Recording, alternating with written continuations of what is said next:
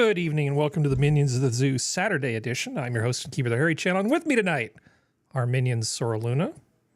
Hello. Serenity Star 13. Hello. And SkepTok. Hi, everybody. So, starting with the last, how was your day, Skep? Or basically, how have you been since last Tuesday?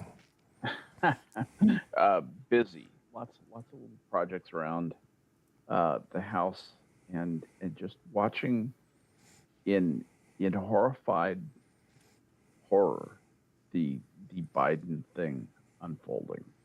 That's just exposing an amazing level of corruption, and it looks like it's gonna get very visible. So that's the thing I've been keeping an eye on. Yeah, in the news. Yeah, this is fine. Yeah. This is fine. The stuff I've been doing around here, it can take fixing a weed eater can take a lot of your day. Well, I hope you're not slacking off on your stringed instrument practice. Oh, no, not at all. Although I did kind of slack off today. I only practiced for about an hour, but I've been routinely playing 2-3 hours a day. Good. Excellent. Which is about all I can tolerate. God, did I accomplish anything today? I know I must have. It seems fairly inevitable. I must have accomplished something today, but for the life of me, I made it home, started the show. Yeah. Yay me. I did do some stuff. I left some work at home. Basically, I took some work home. I had these 4 servers I've been working on, and I wanted remote access, but I didn't have time to set up the VPN correctly and all this sort of nonsense. So I just took a Raspberry Pi and associated it with the public address on my AT&T fiber connection. And I set the firewall up, and so the only thing that can come through is SSH with certificate-based authentication. That's the only thing that can get through. Okay. All right. And it's running, of all things, Ubuntu 22 server on a Raspberry Pi, on a thing that's the size of a playing card. I've got like a full-blown server OS running with like all the firewall and stuff.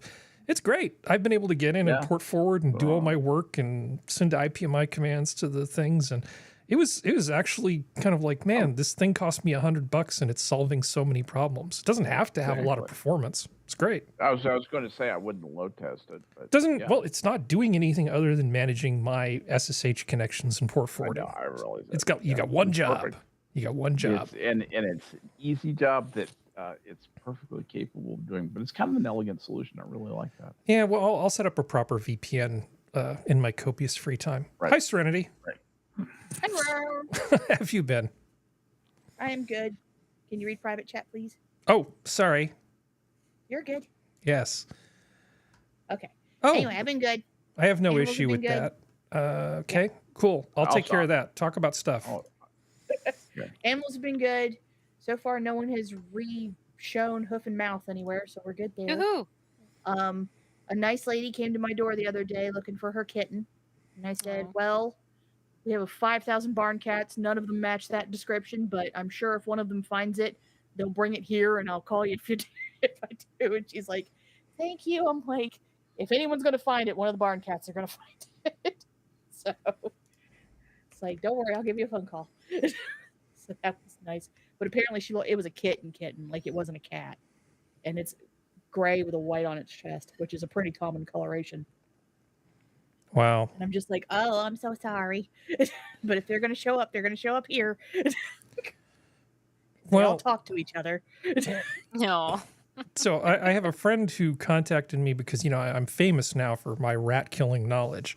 And my friend has a fig tree, and he keeps noticing that so he actually gives a fig. Yes, that he had like 5 rats in his fig tree. Yeah, and fig trees do that a lot. Yeah, and wanted to know how to deal with them, and so I gave some advice. And it's like the trap I suggested it's as humane as such things go, right? Yeah, it basically zaps the thing and it's over. Yeah. And it's a good trap because smart rats don't outsmart it too readily. But it only kills one at a time. So it's kind of like, this morning I get a note Okay, was 5, now 4. I'm hoping that it's just going to be down 1 rat each night.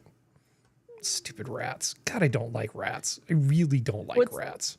Well, it's like the few fruit trees we have on my property are nowhere near the house because because almost all of them will attract rats. Persimmons and fig trees are kind of the worst, but the barn where all the barn cats live is in between the house and where the trees are, so they usually run into the barn cats whenever they try to go into the house.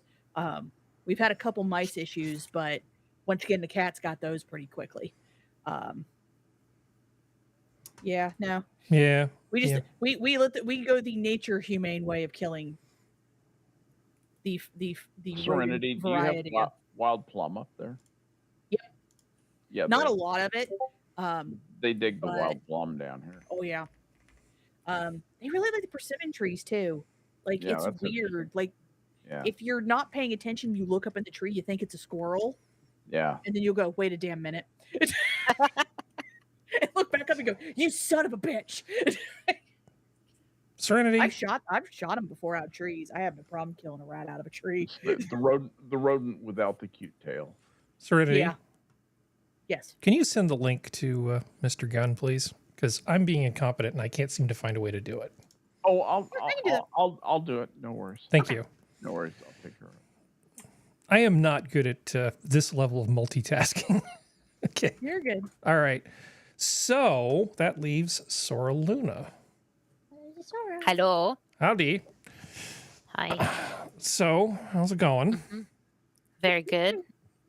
I had a couple of fun weeks. So last weekend I saw Aqua, as in the Barbie girl band that filled the childhood niche inside my heart. It was fantastic. That was such a good show. It was amazing. And then last night I saw Jason Derulo, which was a completely different part of your childhood lifetime. Yeah.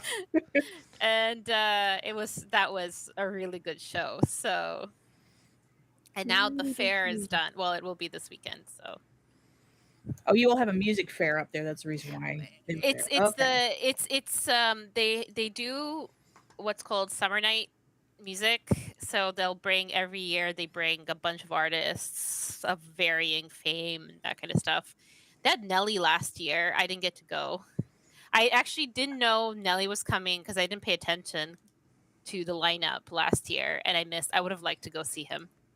This actually looks like it's better set up than Coachella is, because Coachella looks like someone I'd want to stab. Nelly's it's a dude? excellent. So the amphitheater. Yes, Nelly's a hip hop and rap. Yeah. I always assumed, I knew which genre it was. I always assumed Nelly was a chick. Nope. Well, you're thinking that's Nelly Furtado. I know she's our local. She's from Victoria area. I've seen her twice. She's good live.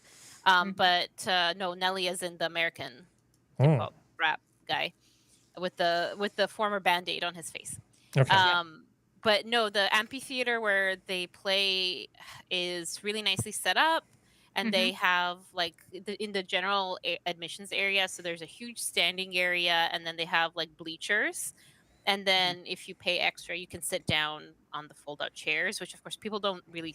They still dance and jump. Yeah. For Aqua, I splurged for the more expensive tickets, so we had chairs because that made us near the front. But for Jason, we did general admissions, and we still had like the best view because we got center right by the divider bar. I don't understand people get complained like, "Oh, I never get to good places." The show starts at 8:30. Doors open. They open the gate, right? Rope like drops. the ropey things at 7, but really you only need to get there by 8 o'clock to get, and then you have the perfect view. People are just stupid. Yeah, and then afterwards, because the fair, so this is the PNE. This is what it is, the Pacific National Exhibition, I think is what it stands for.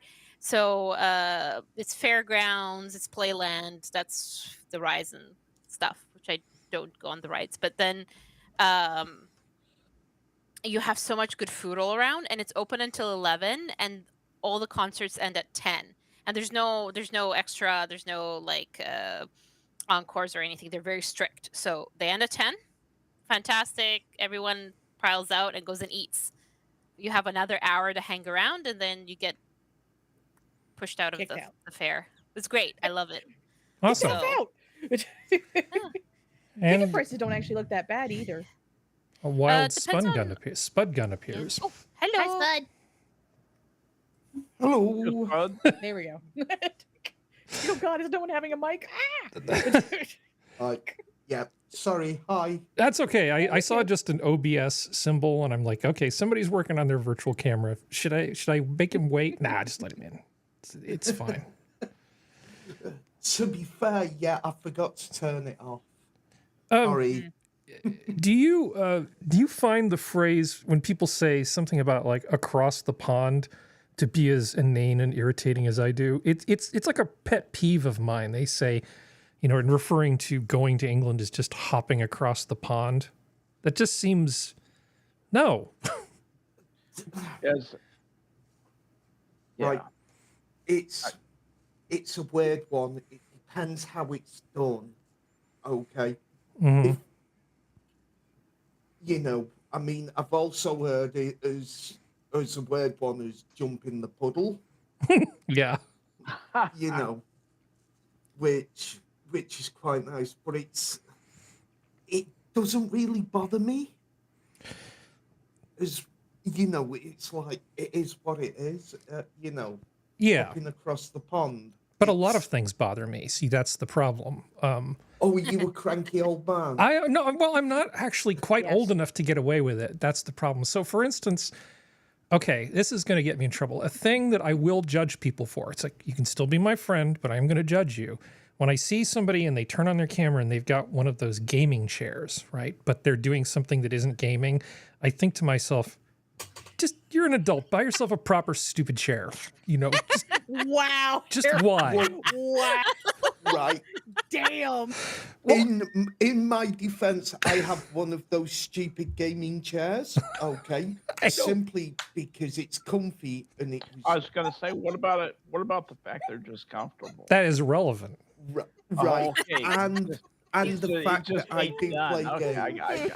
I get it now. I see how. Just a thought.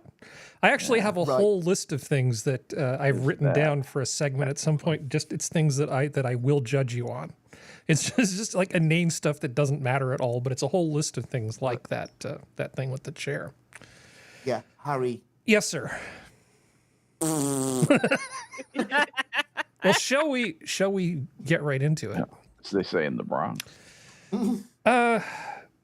So this is very confusing to me, this whole thing about Greece. Are people aware of the fact that large sections of Greece seem to be on fire from wildfires right now? Yeah. But I've gotten so used to Greece either flooding or burning at this point. It's kind of No, like this is California at this point. this is a simple grease fire. A simple grease fire, yeah. Ba-dum-ching. Maybe somebody Yeah. put water on it. Ah. Yes. But 79 people, now this is very weird. I hear about wildfires all the time, but I rarely hear about 79 people being arrested for arson in association with the wildfires, which makes Well- me sort of go, come again? Yeah, Kind of makes me really. wonder if it was in What? retaliation for Greece sending the air armaments to Ukraine. Well, I can tell you this. I did some reading. Now, there were 120 arrests, 79 of which were related to arson. And the area where the fire started is near, wait for it, a corridor where migrants tend to pass. Ah, there's the other one. Okay. So the implication is that much like homeless people in Los Angeles catch things on fire all the freaking time, sometimes accidentally, sometimes intentionally, it's possible that just as they were marching toward where the bread is through Greece, that they just caught the whole damn country on fire. But 79 is a lot of arson arrests. Either that's a lot of people committing arson, or the Greeks are casting a rather wide net in their investigations. I honestly don't know enough to really comment on it, other than the fact that I read up on it. And at the end of doing about, I don't know, half hour's worth of reading, I didn't feel like I knew any more than when I started. Anybody have anything to add to this? I I wonder. did- Okay, this is a huge conspiracy theory, Yes. Here we go. but Oh boy. it would You mean spoiler? spoiler. The way I see it, because of how devastating the fires are up here, we've been talking about this at work Mhm. because we have nothing better to do, and with patients and all. But we're thinking, like, wouldn't it be convenient for like people like Stop Oil or whatever the eco-terrorism of the day is, group of the day is, to start setting some of those fires, and for something to get their point across. And Yes. then because we've had people kill animals in our aquarium and stuff before, allegedly, after there's animals end up dead days after there was some sort of protest, right? Things like that. And for Greece, right, it's what a great part of Greece to set fire to, because it takes eyes. Nobody's going to think it's you who's done it when you have your migrants there, and possible setting fire to forests due to camps for heat. Mm-hmm. I don't know. Well, May I just- interject? Oh, very Please. quickly. Please. Not so much conspiracy theory. There are clips going around the internet of people actually doing that. Oh, great. Okay, so spoiler. Yeah. Well, it does. It would be advantageous to blame this on climate change, right? But it's well, so I did, because I did a little sneaky snoop, good. and so the authorities have arrested 79 to 63 people on fire-related charges. 24 to 79 of them are for deliberate arson. So they've kind of universally like thrown a wide net to catch a little few of them, and then and where did it go? There have been several. The civil protection minister in Greece said there had been several attempts by arson to start new fires on Mount Parnithia, northwest of Athens.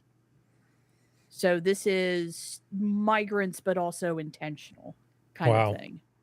So this is what's being, and Mount Parnithia is considered a national park in Greece. Yeah. Honestly, I So don't know it's- much about the geography of Greece, other than one of my fancy friends has a huge place on Lanzarote.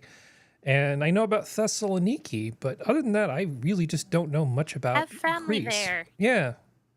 Where? Thessaloniki? Thessaloniki, yeah. Okay, I didn't butcher My it too mom's badly then. first cousin. Okay. Right. There's a lot of, oh golly, this looks a lot like, oh boy, they're luckier than Maui was, because some of the pictures I'm seeing from the BBC, like most of the buildings in Greece are made of either some kind of stone or concrete. Mm-hmm. So Yeah, there's a while lot it of still stone. sucks, it's Yeah. not I mean, like it was in they may Maui be where it gutted, was but they're thick. fixable. Okay, 20, Yeah. 20 people died. 19 of those were migrants. One of them was a shepherd. To me, it sounds like Poor guy. another like Portland thing where a turf war broke out, Maybe. and they're just like, "Fuck it, we're burning shit." Maybe. At that point, Well, this, I mean, for you, Spud Gun, this is basically a long weekend. You can just hop on a plane and go there still. I mean, you're not in the same Schengen zone, but it's easy for you to just go to these places, isn't it? Yeah, I think it's about 3 hours on a plane. Flying commercial. It'd be like me going to Denver or or with the Yeah. lines going to Las Vegas, honestly. It's just not that big a deal. Okay. Yeah. Have you ever been to Greece? I've not. I've only travelled to. I've only ever been to France. Yeah, I don't know. If I lived in the UK, I'm not sure how much time I would spend just sort of traveling around. It's kind of cool that you guys have so much stuff so nearby. But at the same time, it's nice that, that you can keep Europe at the other end of a body of water. Well, It's there if my you arg- want it, but otherwise they have to stay out. My argument is it's full of foreign people. Yeah. I mean, yes. I'm West You know. Virginia, and I feel that. Stay off my lawn. We All have right. cruise season here, and it makes me angry Oh, every no. single year. Yeah. Oh, Well, I'm sorry, go I'm ahead. very much a Western chauvinist. Okay. Good lad. And Europe doesn't Stout count as fellow. Western. It's very different to the Anglosphere. Mm-hmm. Mm-hmm. Okay, it's Churchill said it best. We're a part of Europe, but we're not of it. Mm. Yeah. Because Yeah, whilst we yeah. have certain things, for example, we have certain things. We have like the Enlightenment, the Industrial Revolution, etc., etc. We're not European, Mm. if you get what I mean. If you look at people from Europe, and no doubt you've spoken to them, you'll find that the British, specifically, and the British broadly and the English very specifically are not European. I mean, again, No, there there's is very distinct. I know exactly what you're talking about. It's same as when people speak of Eastern and Western Europe, like continental Europe. Mhm. It is a very distinct cultural behavioral divide. yes, and it's like right, there was, I don't know if who's familiar with British comedy shows from back when we were funny. I try. Right, Which one are you thinking of? I'm thinking of Yes, Prime Minister. Oh, the famous clip from there. Yeah, absolutely. Yeah, the one about us going into the EU just to bugger it up. That guy who know, played just- the prime minister, he was like, they would just tap him on the shoulder and throw him into some British show. How many shows was that guy on? I think he, a lot of stuff my like grandmother Jim used to like, Hacker. like To the Manor Born and all that sort of stuff. He's like your own Soon-Tech-O. He just sort of shows up all the time, it looks like. Yes, Can't Paul remember his name. Eddington. Yeah. Sorry, I knew the guy's name in the show, but I just couldn't remember his name in the real world. Yeah, I haven't watched Yes Minister, but I've gone through all of the thick of it, and I know Iannucci is not English, but I just rather enjoyed the whole Malcolm Tucker dynamic.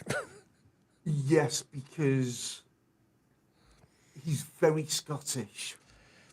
He is very Scottish, but we're probably getting a little too far off topic, and I'm derailing my own show. No, it's okay. Apologies. No, you're fine. We have a schedule to keep. Well, you know who doesn't have a schedule to keep? Jimmy Buffett. Jimmy Buffett passed away, which is unfortunate. 76 is a good run. But, Yeah. What do you mean? I was thinking about this in Fuck are terms you of saying? every generation sort of has their go and blow off steam thing, right? Yeah. So the Grateful Dead was a good go and blow off steam thing for a lot of people. And I've known several parrot heads, and they're all just sort of a little bit younger than the Deadheads, right? I mean, and not that there aren't younger people that go to see Fish and things like that. But I feel like Jimmy Buffett, although that he does have fans of every age, there's sort of a hardcore group that goes and sees him over and over and over again and makes the pilgrimage of a certain age, like approximately 60.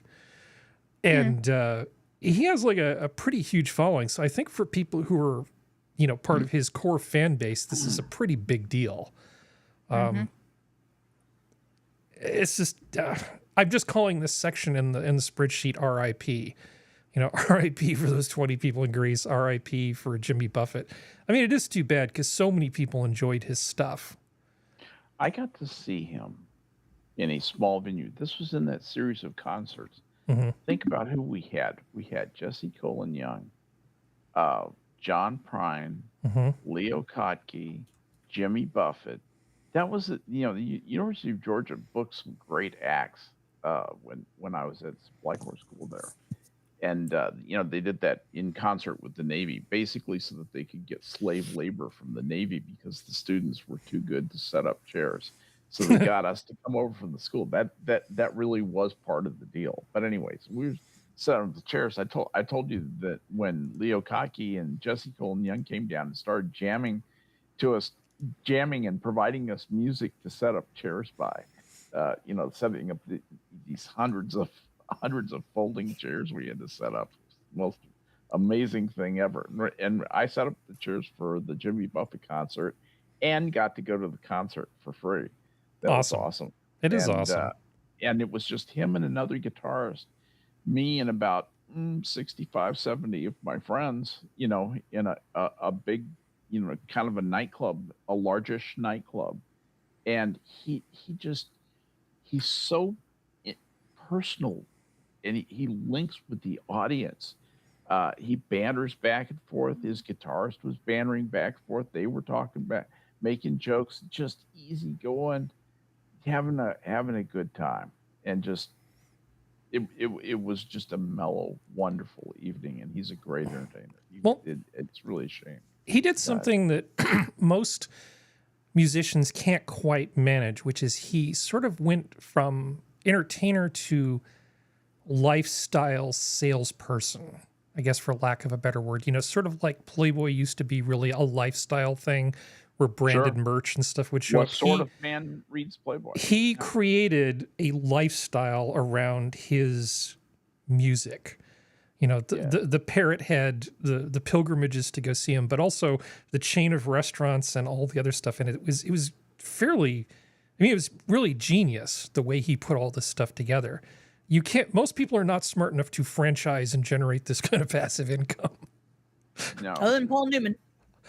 Well, Paul Newman is another interesting story. We've talked about him a little bit. He's not even the best business mind in his family, though. Yeah. Who? Oh, you mean Jimmy Buffett or Paul Newman?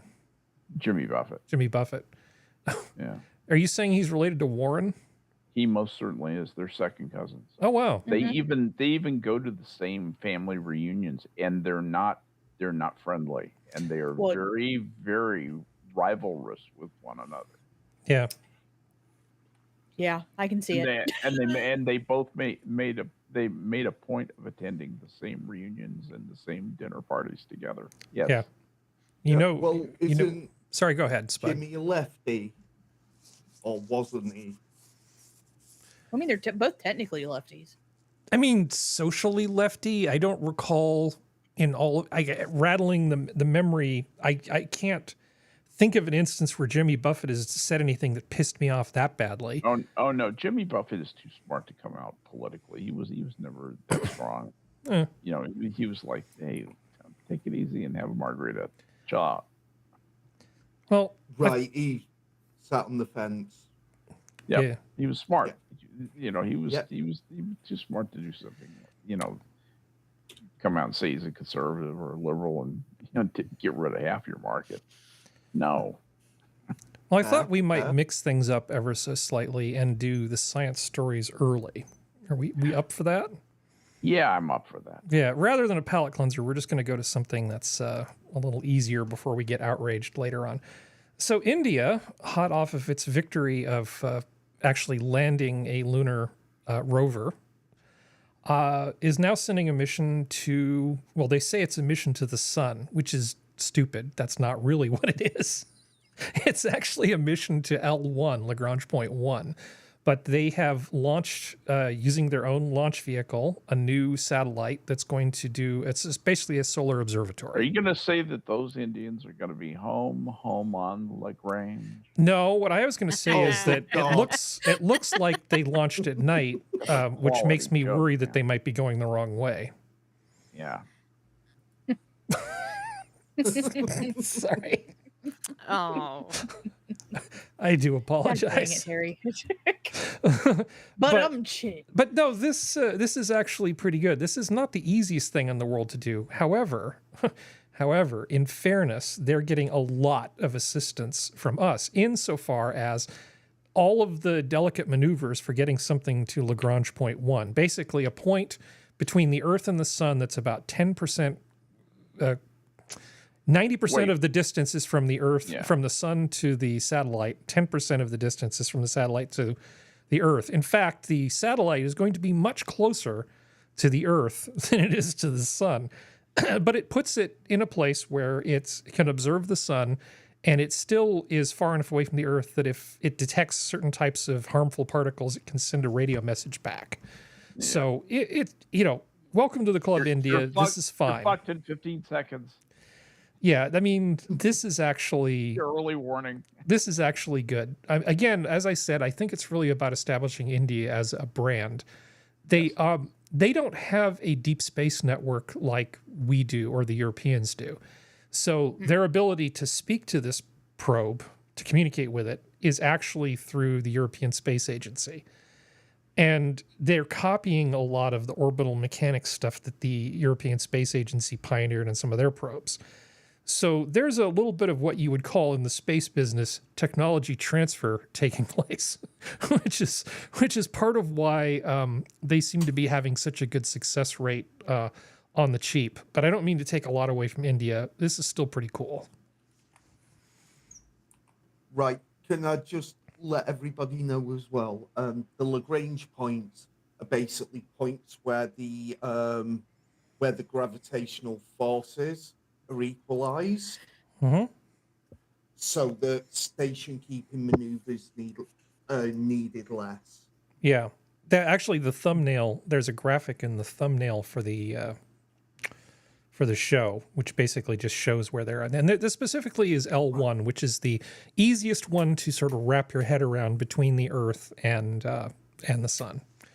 But be that as it may, moving on. So this is one of those stories that almost seems like bad journalism. Caltech tweaks admissions requirements for calculus, physics, and chemistry courses. Now we're supposed no. It's not. The thing is, it's not really that's not really what's happening here. Okay. I've read through this, and what's really happening is they're trying to increase their diversity stuff of their admissions, but they're doing it by making it easier for students from schools that are more disadvantaged to be able to get into Caltech. And specifically, I mean, if your school sucks and it doesn't have a competent calculus AP thing, they actually are providing opportunities for people to study that via like Khan Academy or something, and then get tested and meet the admission requirement. So they're doing they're doing the work to basically take people who don't have access to the classes and pull them up so that they can get into Caltech. So like if they went to be like a summer prep. Yep. Yeah. That's really cool. Yeah. I like this. Yeah. This is good.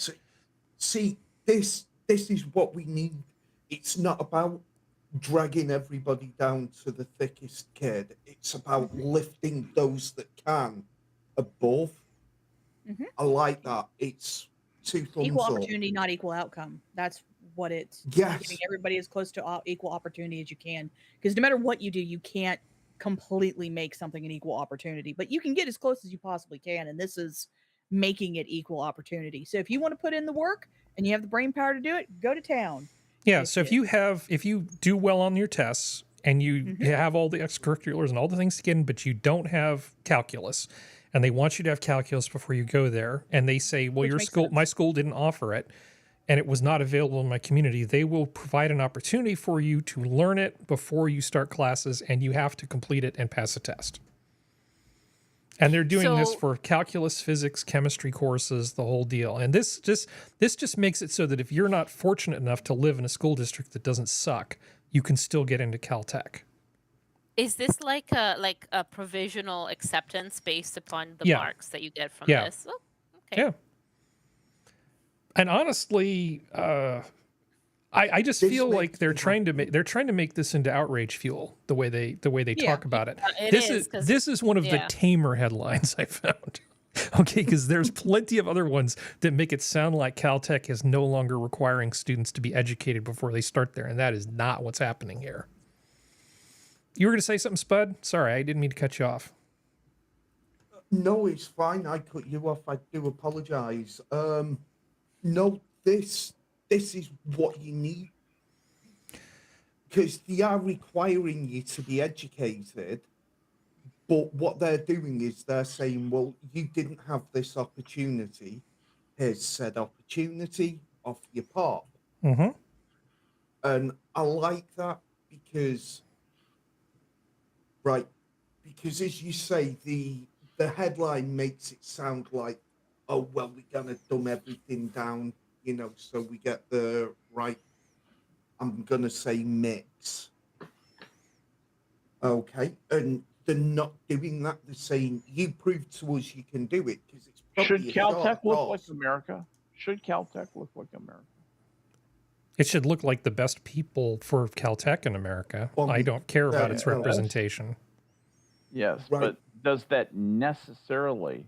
Because I think if you're saying, all right, all of you people line up in order of IQ, but also line up in, you know, decreasing shades of melanin, or it's like trying to run two indexes at the same time is what I'm trying to say. You can't have people. You can't say we're doing this on the basis of merit and then say, but we're going to make it look like America, so we're going to pick people on a basis other than merit. That Right, fundamental contradiction. Then you might as well just pick people because they're black. You're picking winners. That's exactly what. Just picking winners. Well, no, you actually don't want to do that, because what's happened when you just pick people and ignore these admission requirements, or if they come from a school where technically they've passed the AP class, but they didn't really get the education, universities are spending entirely too much time trying to do the job of the high schools that the high schools should have done. So if we really want to make America awesome, what we need to do is fix the damn high schools so this isn't really necessary. Are you saying making America great again? Yeah, but That'll get us banned. Don't you dare. But I think insofar as it's an imperfect situation, I think this is a reasonable accommodation. You come from a shitty school district, but otherwise you seem to be, you know, cut from the right cloth. You know, give them an opportunity to prove that they can do this sort of stuff. If it lets people get in who succeed and graduate, don't drop out a lot, then that's an objective measure that it works. A lot of these programs that bring in people who just can't cut it, you're not doing somebody a favor by letting them into Caltech if they don't have the right stuff to be in Caltech. That's the meanest, most horrible thing you could do to somebody. Why don't you make Caltech be right for the student, Harry? Because Caltech as a brand, much like India as a brand, they actually need their students' educations to mean something, or everything collapses. It's not like another school where they can get away with anything else. Why can't those educations mean something for students who are differently abled when it comes to mathematics, for example? Because I'm being serious and you're being sarcastic. That's the difference. Because I identify as differently abled in math. Yes. Yeah, Speaking of because India. I don't want my bridge collapsing. Thank you. Exactly. What were you going to say, That's the India? thing. I understand where Harry's coming from with India. It needs to, but India has a massive fake degree issue. Yeah. Like a massive one. So, I'm going to feign that I don't know what you're talking about. Yeah, and that's the kind of the thing of like, we can say that India as a brand needs to get up there, and they do have very intelligent people. I'm not disagreeing with that, but like,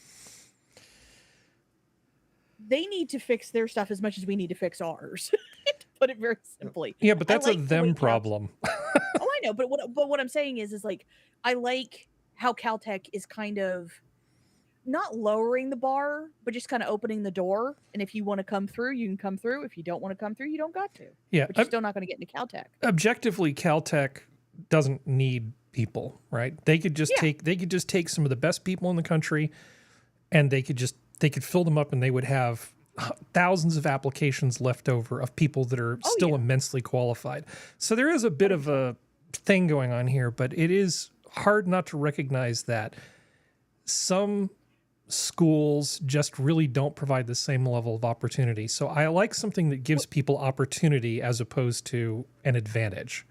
And so this feels okay to me. I kind of want to hate it, but it feels okay to me. But it's unnecessary because Caltech can fill their roles easily. What's like my school is here in West Virginia. Like, we're not going to have the same level of access to professors in calculus, physics, and chemistry in either high school level or undergrad college level that places like New York or Los Angeles, or well, hell, just New York State or California are going to have. And these kids are still smart, so giving them the opportunity to go, hey, go do a thing online, go through the course, take the test. If you pass, go for it. I think is a good thing. I think it can be a good thing if done properly. Yes, if done properly, like everything, if done properly. Yeah. I know you've said you want to hate it. I don't, because I like this. This is very much what the whole pulling yourself up by the bootstraps thing was all about. Mm-hmm. Okay, it wasn't about just doing what you can to get by. It was always about some people are going to need a little bit of a hand, you know, and because I mean, West Virginia is one of the worst states in the US for education, isn't it? We're in like the bottom 10, yeah. Yeah. So, to my mind, if they're doing it even-handedly, okay, and it's not a sleight of hand just to get more blacks, more Latinos, more whatever in, then yeah, I'm all for it. Mm-hmm. If it turns out that, right, because I think from the last census, as a country, you're about 63% white, you're about 14% black. I think it's 12 point something, but okay. Okay, is it dropped a little? That's it's fine. It's 13-ish% last I checked. Yeah, I could be wrong, but we need to wrap this up so we can talk about bees. Go ahead and finish your thought. Yeah, no problem. Okay, so if the outcome is roughly equivalent, because people just need, basically what I'm saying is, hang on, if I don't choke to death, is because it's sort of a makeup test for people from the poorer areas, you probably are going to get, I'm going to say, an increase in the black population, because the black areas do tend to be increase, have less money invested, but it's going to be relatively negligible, honestly. Yeah, it should be, but yeah, I think it's harder to get into Caltech than it is to get into the Senate at this point. It's like, well, it's not people getting into the Senate. AOC got into Congress. Do you think she could get into Caltech? Yeah, not being funny. It's not getting people getting in that's the problem. It's getting the bastards out. I mean, it looks like McConnell had a mini stroke, trans-ischemic attack. You know, so he was did just practicing. he was just practicing dying. He was just practicing. Yeah, it didn't. This actually is stuff that sort of fell below the fold, in my opinion. But Nikki Haley, God, she's trying so hard. She basically commented, said the Senate is the most privileged nursing home, saying it's time for McConnell and Feinstein to leave. I thought about putting this as part of the show, and I decided I didn't care enough. Because in some sense, my interest in Nikki Haley's opinions that get handed to her is pretty minimal. I mean, it's a nice little line that her writers came up for her. Mm-hmm. But okay, maybe she's hired some of Stephen Colbert's late night writers since they're on strike. That maybe they're working on the down low. I think that's an acceptable use of that term. Well, it's like, okay, what are you going to do about it, sweet cheeks? Yeah. It's like, whoop-de-fucking-do. Like, you can bitch and moan about something all you want. If you don't do anything to actively try to change it, F off. Yeah, focus on your own stuff. That's what I would say to her. Like you. Okay, let's talk about bees. Yay. I think Sora's gonna like this. This is from Los Alamos National Labs 15 years ago. Yeah, I remember that. The Stealthy Insect Sensor Project. A crowded airport, a busy port of entry, a security checkpoint at a military base or national laboratory, all potential targets of terrorist organizations. Yeah, that's your motivation. So what they figured out was that bees have more receptors than dogs do, like in a density level. Thresholds of parts per trillion, comparable to dogs. Bioscience division scientists at Los Alamos have studied how the bees use their tongues as sensitive detection instruments. This process is called a proboscis extension reflex, or PUR. Yeah. They only use their tongues for feeding and not for any other reason. With That we know Pavlovian of. techniques, the bees are trained to stick out their tongues as a conditioned response to explosives vapors. This technique has been further developed into a prototype detection platform system, so bees can be used to detect explosives in trucks, on people, at checkpoints, Oh, it and gets over worse. water. It gets worse. Stay with it. Honeybees are collected from hives, which can be maintained Just indoors stay with or it. outdoors. Yeah. Let's get some Once in bees. the lab, the bees are cooled to slow down their movement for handling purposes. Yeah, let's put the bees in the Individual fridge. bees are then Fridge with the removed from food. the storage container and secured into reusable harnesses. And Oh, tape look the at this. bee First, we let the down. bees get Oh, used to their new environment, with taters allowing tape. them about Reusable 30 minutes to harnesses. acclimate. Some Yeah. reason that Next, was the important. bees are tested for their ability to stick out their tongues by giving them sugar water Sugar on the tip of a dirt. cotton swab. That's the purr. The bees that can Aw. purr are then trained to purr when they smell a certain scent. Oh, look at Training them. involves giving them a 6-second Aw. burst of an explosive vapor, I've been licked by a with the bee. last by 3 I promise seconds this is really going cute. including a somewhere, sugar by water the way. reward on a cotton This is swab. the best. Yeah. After 4 rounds of training, bees that purr voluntarily after receiving the scent are used in the field. To use the bees in the field, we place them in a prototype detection platform. Purring? 3 bees are Wait, placed into the unit at a time. for it. The unit pulls air into the interior of the box and over the bees. A camera is mounted inside, this is an older and an one. image This of is their not the new heads can one. be This seen is on an a older computer one. screen. When the This is the bees new thing detect they the use. scent in which they have been trained, a specific explosive, they purr. So this, Mickey, yes, Mickey. as you said, this is the older one. So it has since evolved into there's like a whole science. They're called sniffer bees. You know, And, they were little bees at little desks. Yeah. They have little bees at little desks, and they basically train them. They'll get fed if they can successfully You know, smell a times are I chemical. love tough. this so much. Yeah, I love When it. even bees need to get a desk job. yeah. Oh no, it's even funnier. The new thing they have to test now looks like a gun. It looks like a Hoover. Yeah. Like a no, not like a tricorder. It looks like a tricorder, just a really big tricorder.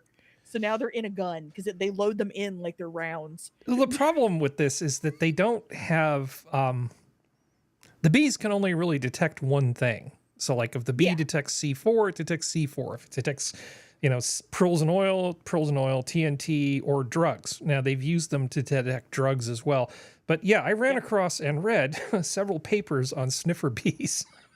And it turns out that as a technology, this actually works pretty well. Now, of course, they don't like keep them there till they die. After they've served their purpose, they let them go, and then they alien abduct a whole bunch of new bees, and then Poor bees. and then run them through the experiments. So Didn't guillotine. so this has moved forward in time, so that now we have this development. How bees and drones team up to find landmines. So somebody got the idea, hey, can we use bees to find these landmines? They're doing a lot Whoever of wrote the title felt this Chris guy, but felt proud of himself. He with that did. title. See, among the virtues of bees, you made up your words, are a knack for detecting bombs. Thanks to the fact that they can pick up the scent of explosives with their antennae, researchers in countries such as Croatia have spent years perfecting how to use bees as landmine locators. But there's a problem. As the insects whiz merrily about a landmine contaminated area, it's extremely difficult for humans to keep track of where they go, not least because chasing bees across a minefield is not a good idea. That's where the drones come in. A team from Bosnia and Herzegovina and Croatia have come up with a way of using drones to monitor the bees while they work. The unmanned aerial vehicles fly around, capturing footage of the insects, which is later analyzed by computers to reveal where landmines may be hidden in the ground. So essentially, using drones to monitor where the bees cluster, they can determine where the landmines are. And I think this is awesome. Yeah, no, that's and it's even better than having like the rats and stuff that are trained, because those, it's still sad when they get blown up and by accident. Yeah. Here, I'll put this in the chat. It's not sad. If anybody is really, really bored, here is honeybee-based biohybrid system for landmine detection. Yeah. You can't say we're not doing real science here. I love it. It's so cool. It is cool. I've seen video of this where they look down. So here's basically a practice minefield that they were, using the drones on. And the drones fly around and they use computers to figure out where the bees are spending the most time. It's just that simple. I think this is very cool. It shows how technology and nature can work together. Well, it not only shows how technology and nature can work together, but it shows when your resources are limited and your problems are big, you just need to let creative, clever people do their damn job. Because this is not the way the U.S. would have solved this problem. We would have done something completely different, like use a giant tractor to tow a bunch of chains behind them and just blow all the mines up by basically just dragging a steel net over the field. I think there is the mine thing where you put it's on the front of the tank, though. There's a dragging thing too. Yeah, we used to have one with the roller in front of it called the Matilda. We used it during World War II. Flail. It was called the flail. Yeah, it was a flail on a roller, and so we did it the USA way. Let's blow shit up. Yeah, that's our solution. Let's just use brute force to detonate the mines. Damn right. whereas in Bosnia, Herzegovina, and Croatia, where unfortunately there are a lot of mines left behind from bad things that happened. I mean, yet more reasons not to go to Europe, right, Spud Gun? But yeah, because it's full of landmines. But yeah, I think using the bees to detect the landmines, when you combine it with the drones, it's pretty damn sweet. I like it when low-tech solutions give high-tech results. Well, I mean, it's also, let's face facts. The reason why Western Europe, specifically England and America, do the let's blow it all up is because we don't actually have to live with landmines. If we had to live with landmines, people would be like, can you find something that's nicer than just blowing everything up, please? Could we just not blow the whole field up? Could we just not? Can you just remove them? But because we don't have to live with it, we're like, well, we don't care. Just blow the shit up. Like, okay, well, speaking of wanton destruction, I assume everybody has seen this, and if you haven't, you are in for a treat. Okay, Burning Man Festival Road shut down. Attendees fight protesters and Rangers ram blockade and point gun at climate activist head, Nevada. Wait, it was it was the reservation Rangers. Yes, not it Americans. was. It was the Paiute. Yeah. Which it's like What? Yeah. Yeah, Okay. our reservations have different cops than the rest of it because they are considered a separate part of our nation. Not separate from our nation, so they have their own cops. And because of that, it was real funny. I'm sure Harry will show the video part of it where one of them screams, one of the protesters goes, "I have rights," and everyone's like, "No, you don't. You're on a reservation, bitch. Get out of here." Nice. So here's the full video. I'm not going to show the full video. This is on freedomnews.tv. Cool. So you can They just want to see. get high, man. Just let them get high. Let's just turn that down a little bit here. But you can see. So wait. So basically, they're blocking people's access to the festival. Is that what they're doing? Yep, the one road going in and out of Burning Man, they decided they would just block the access. Cool. Thank you. Please. This is just Stop Oil. No, you're on public property. Wait for the cops. No, we gotta get through. You're on reservation. What do you mean? Yeah. So some people tried to get them to move their thing, but they decided to just be giant dickholes about it. This Gotta fucking move this fucking mess. patchouli oil toe ring chick here with the hat decides to chain herself to this apparatus. Now this is all fun, so the people try to make them stop doing what they're doing, and then the line of cars goes on for freaking ever. Now a few people try to go around. Yeah. What were you saying, Zara?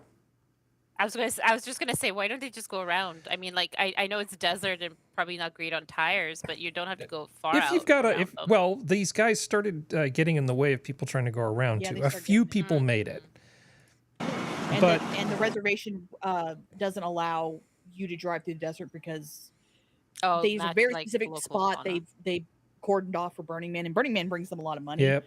But you can destroy a lot of native habitat if you drive through the desert. Yeah. So they want to kind of keep both. So Yeah. I show them. Sorry. just Well, keep here's the fun part. This is the short version. Oops, sorry, I went too far. Somebody going around. Call the cops. Yes, we'll do that. Call the cops. Show me your bag.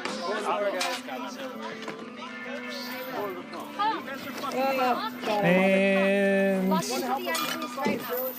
yeah, she seems nice. People together. I love the fact they're all fast. No, the cops are coming. Still use Right stuff over that there. requires. Yep, here I come do the like cops. so they're very nicely telling them cops are coming. Going to Burning Man. Can we Yep. fucking help? You're gonna eventually get there. Hey, miss, you know what? Oh yeah, they will. You're obviously Oh, we're not burners? Yeah. Oh, because it's burning. Yeah. Wait for the call. You're putting my Oh, life well, at then you risk. can fuck off. I'd love to do that. No, you're not. You want myself on his screen? Sorry, I'm trying to get the part where the cops actually show up. Ah, here we are. Yeah, there it is. That's right where the truck is. Yeah. Okay. Wow. Yeah, they backed it up That. forever.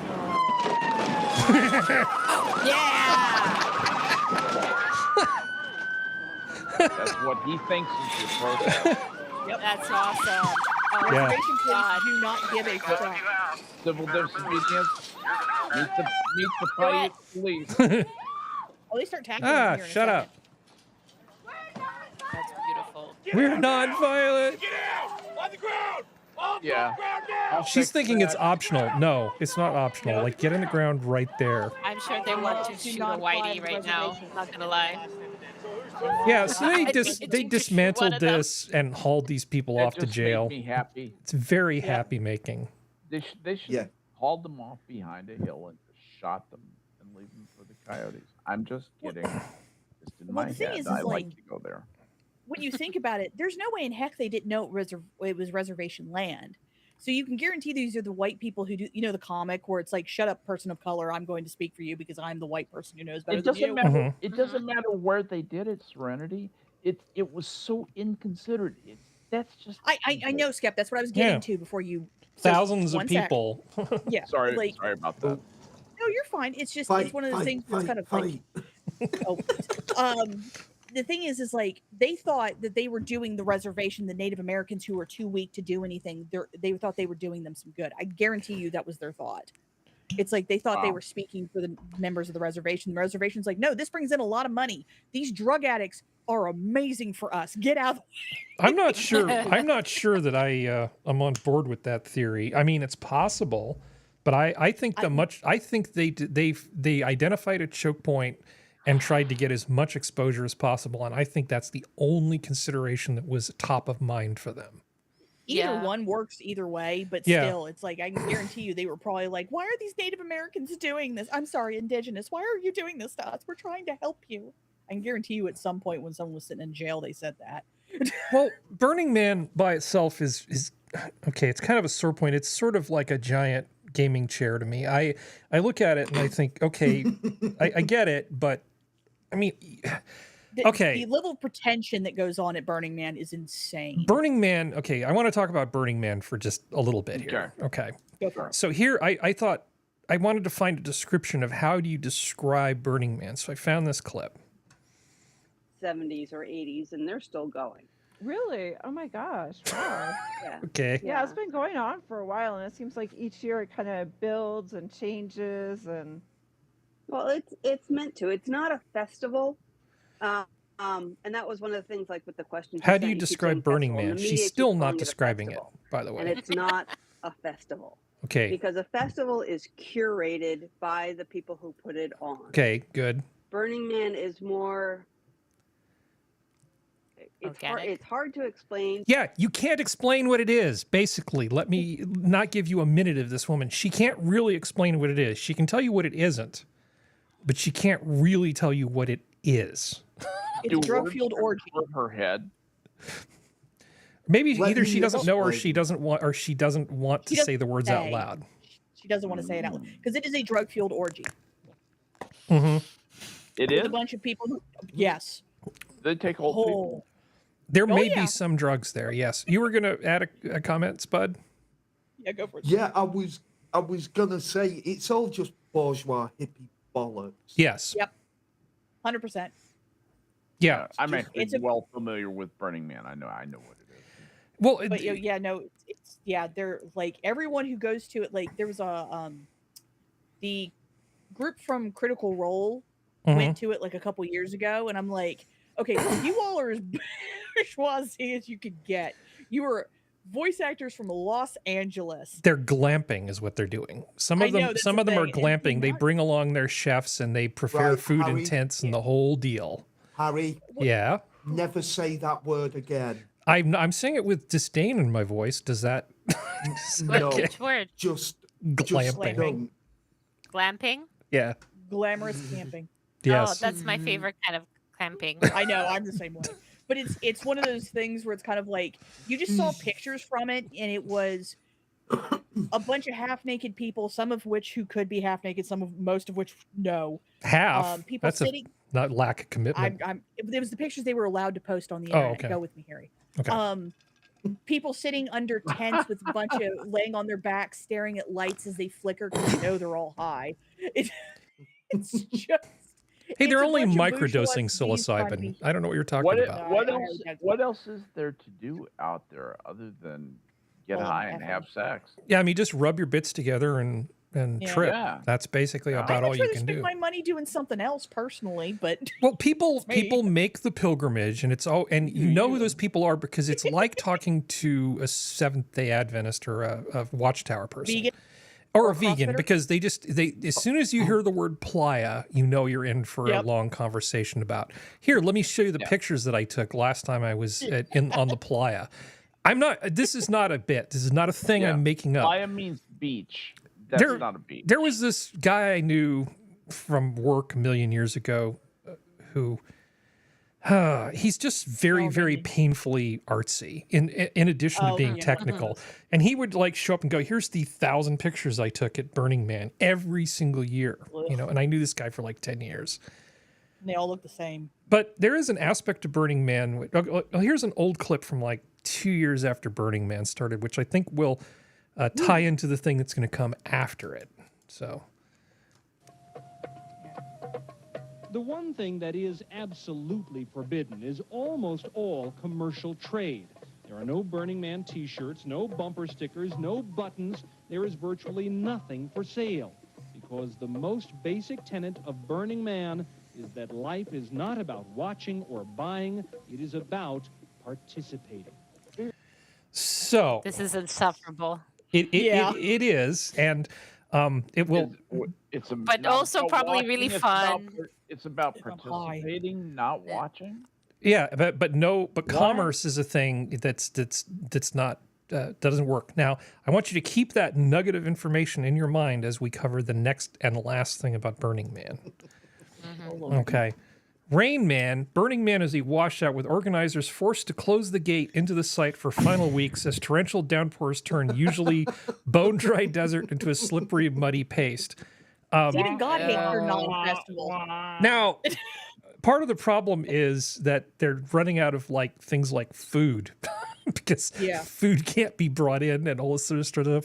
God, if only there was like a system where you could trade some kind of token in exchange for goods that you need. I know. What, the if- amount What of are trash- you? The wouldn't that man? be like like money? Yeah. So a bunch Money of would do that, right? a bunch of sex-crazed hippies went into the desert to have a party, and it rained a lot, and they realized that nobody brought any food, and there's no mechanism with which to buy food. Yep. Well, it's also like I had a friend who used to go clean up after Burning Man because Mhm. they don't. No matter what they try to say, they don't clean up after they party. Right. It's a crap. People have left cars there. Ow! They don't work anymore? He said he was able to get it to turn on, so I don't know. I don't remember if he said it was a flat tire or not. But it's just like the piles of trash. I've also heard of a thing called Condom Mountain, which we're not going into. But it's one of those, it's disgusting. It's blah, blah, blah, blah. And it's just like they're like, he's like, we find underwear all the time. We find broken down bicycles. We found cars before. Thankfully, thankfully we never found a pet or kid because I'm terrified for that day. Lovely. He's like, thankfully, but he's like, we found. No, he's weirdly, my friend who went, he's weirdly like aware of the world but not aware of the world because he was like, we found a bunch of pacifiers, and I was like, that's for drugs, and he went, that's what they're for. He's like, I thought a bunch of people brought babies, and I was even more terrified. I was like, that actually makes it better. It's like, yeah, it's drugs, honey. And again, misspent youth, but you have the pacifiers so that you don't chew your tongue off, or you don't or grind your inside of your mouth, or grinding your teeth. Yeah, I was going through everything. It's basically because you either end up biting your tongue off, you'll end up chewing the inside of your mouth, or you'll grind your teeth down to the knobs. Like, because the teeth is the ecstasy, the biting the tongue off is DMT. I can't remember. Like, there's different ones that do different things. But I know what you can get DMT, dimethyltryptamine, or one of the drugs. I can't remember. It's not DMT. It's something else. But it's one of the drugs. I think that's like a Hunter S. Thompson practically urban legend thing. Next thing there's it's a lot be of stuff you can get at Burning Man, though. Like fentanyl gets passed around like water. Like that one I know about. Sure. But there's I like to put it on the end of like, my junk. Get two things going on at the same time. No. But it's one of those. It's like, I know with ecstasy, it's the grinding of the teeth, which is the reason why rape culture always had the pacifiers. But other drugs do other things. But yeah, he's like, that makes me feel so much better because I thought they had babies there, and I was like, no. I hope they don't have babies there, but that's not what it's used for. I thought it was some weird infantilism fetish thing that ravers did. So okay, cool. I see. I learned something today. That's one to grow on, folks. Okay. Aren't you glad you turned up now, Harry? Yeah, I am. So I'm going to just mention this, and then we're just going to say screw these people and move on because we actually have plenty of time. That's what you think. Okay, that's fun. Well, basically, some stupid person, climate activist in Canada, threw a bunch of paint on a picture. All right. Well, good thing we can't load it. So there was a case that was brought before a New York judge by some sorority sisters that were annoyed that a not biologically female person was allowed into their sorority. Yeah, this person. Good God. The reason that I'm laughing. Artemis Langford was accepted into the sorority chapter. Now, this is another one of those articles that's supposed to sort of piss you off, and it does, but maybe for the wrong reasons. The problem is that the governing board, the national board for this stupid sorority, decided that they were going to just let people like Artemis Langford in. And there were a handful of these girls at this one fraternity who didn't want Artemis, there's Artemis, in their sorority. I cannot stop doing that. You say Greek house. Sorry, I had to deal with fraternities more than sororities, and even that, not so much. Most sororities were actually fraternities. So they were essentially suing the people who ran the thing at the national level, trying to get them to change their policy. And the people at the national level aren't really affected by Artemis Langford. They just want to feel good about themselves. So the judge said, yeah, there's really nothing I can do about this. And the judge quite cleverly decided, I'm not going to go out of my way to try to legally define what a woman is. I'm just going to sidestep that mine. There's bees all over it, and I'm just going to just walk away Yeah. and give a very narrowly defined ruling. Well, and the very narrowly defined ruling, because I don't know if you guys have heard of Nate the lawyer. Oh yeah, Yeah. I love Yeah. Nate the lawyer. He's growing on me. There were a couple of bits where it's like, nah, get to, you know, and it was like, but I can see where he's coming from. He's very hard focused on the law, on what the law actually says, whether or not I agree with it. And basically, in the terms and conditions, they have got that anyone who identifies as a woman, there's no biological component given. There's no, you've got to have had this surgery or that surgery. It's very it's very broad. So to speak. Yes, and I am going to make the point. Okay, feminists took every single space that was men only away from us, and now men, because they are men, no matter what you say, at a biological level, they will always be men. Okay, and they are now the chickens have come home to roost. Yeah. Well, I mean, I think in this particular case, it is a freedom of association case. And the women who are in this sorority, I got it right that time, who don't want to basically be in a co-ed dorm can choose to leave if they want. I mean, it's unfortunate. It's not fair, but a lot of things in life aren't particularly fair. But they basically joined a sorority that's run by people who are focused on things other than maybe the enjoyment and well-being and peace of mind of the people who are in the sorority. I mean, and in reality, it seems like it would be not that much different than just living in a co-ed dorm, which lots of people seem to survive just fine. But if this is something that matters to you... The thing is, in sororities, they very often have to share rooms. Yeah, I would think the person who would have to share rooms with Artemis might have a real basis for being annoyed. Well, I can't remember if this is the one or not, but I remember there was some story about the girls were made uncomfortable because the person who had an Audi instead of an innie, their Audi was very pronounced at one point. And they were very happy to see everyone. They didn't have a bonus hole, is what you're saying. No, I'm saying someone was at full No, mast. I know what you mean. Okay. And no and shrinkage. I can't remember if it was this story or if it was another one. It was one. Yeah. Yeah, I feel sorry for them. I mean, I really Did do. somebody lose the election? I mean. Was there erection interference? Is that what you're saying? What? Yes, Well, yes. I'm wondering what kind of sorority Kappa Kappa Gamma is, because normally there a lot, because having worked for the university system, at least near where I live, for 12 plus years, they're usually pretty stringent about who they let in unless the upper echelons allowed Artemis in. Their national reputation is one of the most exclusive houses. This isn't Chi Omega or Pi Phi. They're not that exclusive. Fucking Kappa house. That's badass. That's like Sigma Chi of the fraternities. And that's what I'm saying is that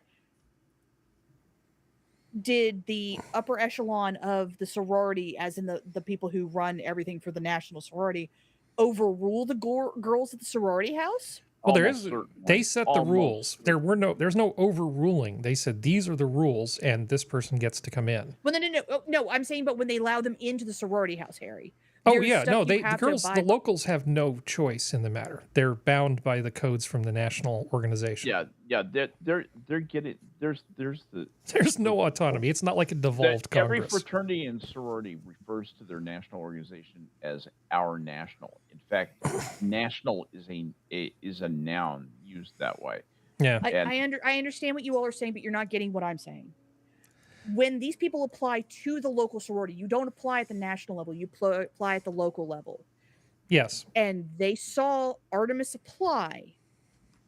Yes. Does that mean that the local level has no say? Because all the sororities where I worked had a say at the local level, unless Artemis This is really pushed it up the really national level. complicated. Yeah. I know what's going on here. It's probably harder. I'm happy to take you offline and explain it to you, but I don't. It's so much detail. It has to do with how fraternities and sororities pick their members. I was a member of a big national fraternity, and there's a rush process that you go through. You don't apply to be a member of a fraternity or sorority.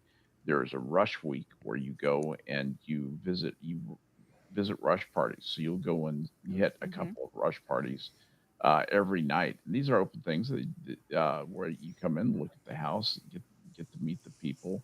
And if you make some friends somewhere, you may get an offer. You may get it's called a bid. And if you get a bid, you can opt to pledge that house. And when you pledge, you go through a period of time that you show your devotion to the house. It usually involves a lot of cleaning and some hazing. And then after a suitable period of time, if your grades have stayed up and you've done a good pledgeship, you've learned all the ritual you're supposed to learn, they will initiate you in a secret initiation ceremony into a fraternity or sorority. That is how you get into a fraternity or a sorority that's not an honorary society, like Phi Beta Kappa or Tau Beta. So anyway, I just wanted to get that out here. So here's what's going on.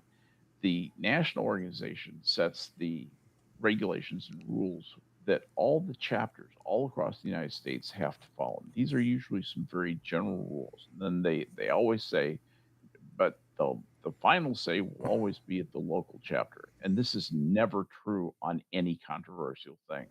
Nationals always step in and enforce their specific rules on anything that has any visibility. We saw this several times at Sigma Chi. We see it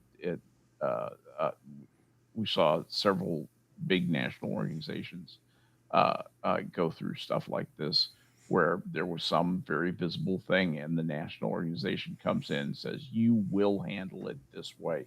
You will handle everything else your normal way, however you want to do it, your usual discretion, but on this, you're going to do things our way." And that's what happens. Okay. So I told you it was a lot of stuff. Well, we have a follow-up to a previous story.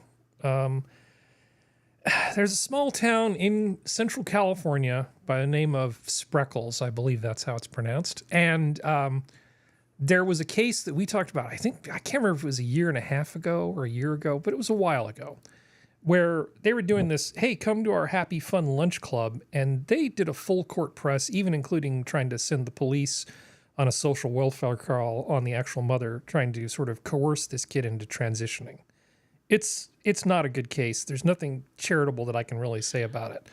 But here's the follow-up to that. A landmark victory for parental rights has just been settled, and it's coming out of California, Spreckle, California.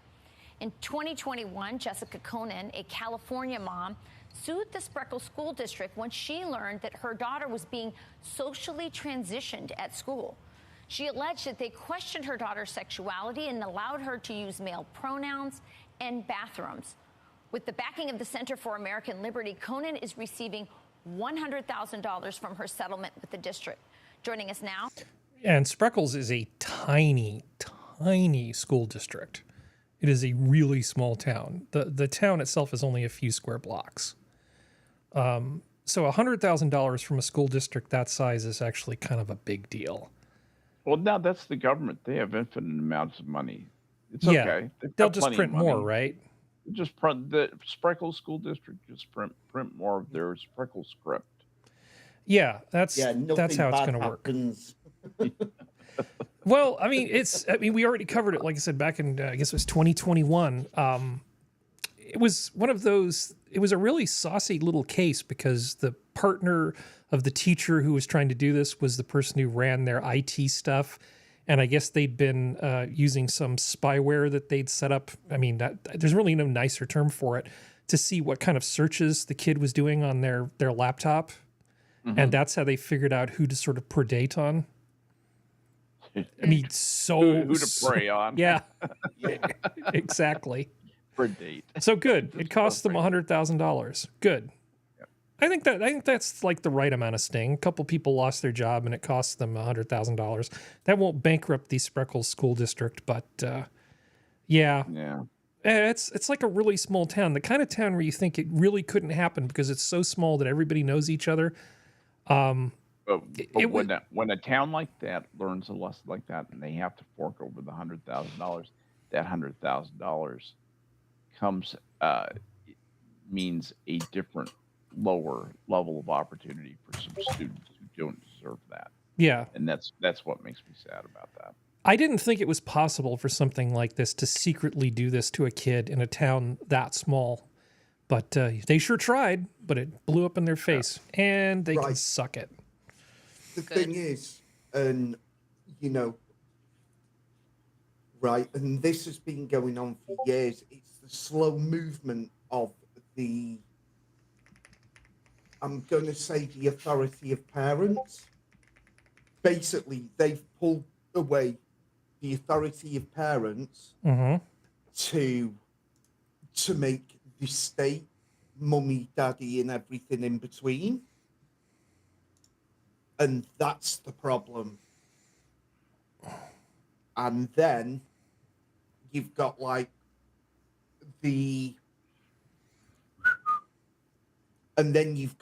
this has obviously all come out because something's then happened which somebody has seen and then thought, hang on, this is way wrong. Yeah. Well, it's been a whistleblower. Because you don't just find this stuff out because too many kids, I mean, I don't know how old the child was. Young. But yeah, I'm going to guess sort of 9, 10, 11. Yeah, elementary school. Right, okay, so younger than about 10. Yeah. And I can say this because they don't have anything higher than that in that area. Right. Yeah.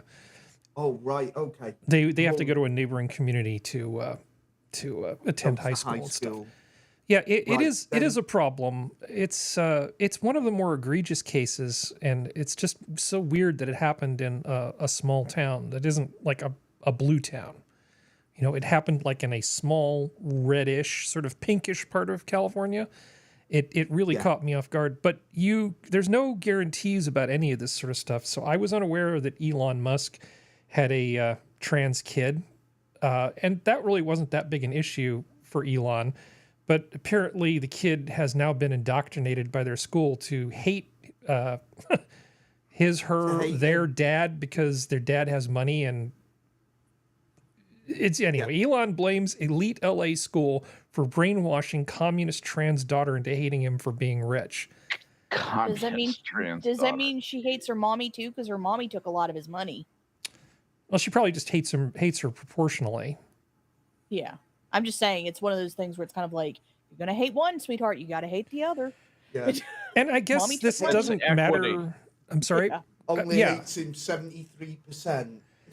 But only hates her. It doesn't matter how rich you are. Some problems just crop up regardless. I mean, oh no, your teenager hates you.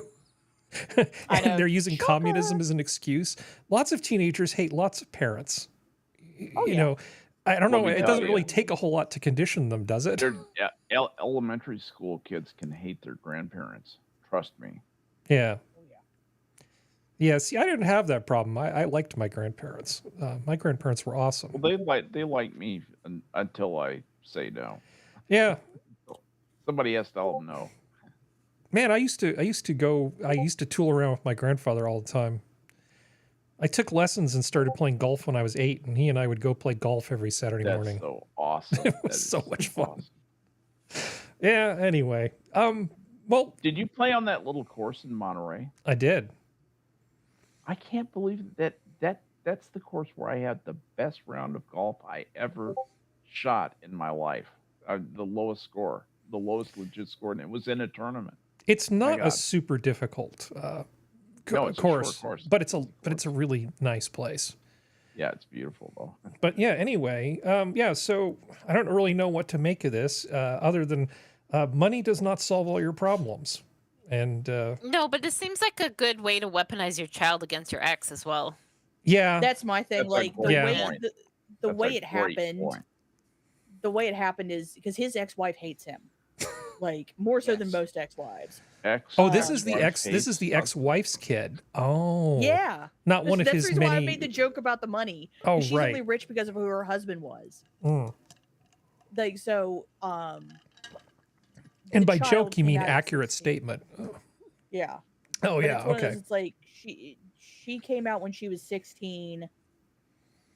And she even told her aunt to not tell her dad about it. And it's like, I mean, considering the nut job your mother is, because look into that child's mother, and she woohoo. Is she Coco Bananas? Well, she's not that. Not so much that she's very. How do I put this? She's very Hollywood Democrat. Let's put it that way. She's Coco Bananas. Well, let me ask you a question, Serenity. If you had a kid, would you rather have them be a full-blown communist or just gender confused but without doing anything permanent to their body? Gender confused. Yeah, me too. I could deal with like, okay, you figure this shit out, just don't do anything permanent and have a nice time. That would be sort of my response to the gender thing. You know, let us know when you're over 18 and you figure out what you want to do. That's fine. You're still my kid. Great.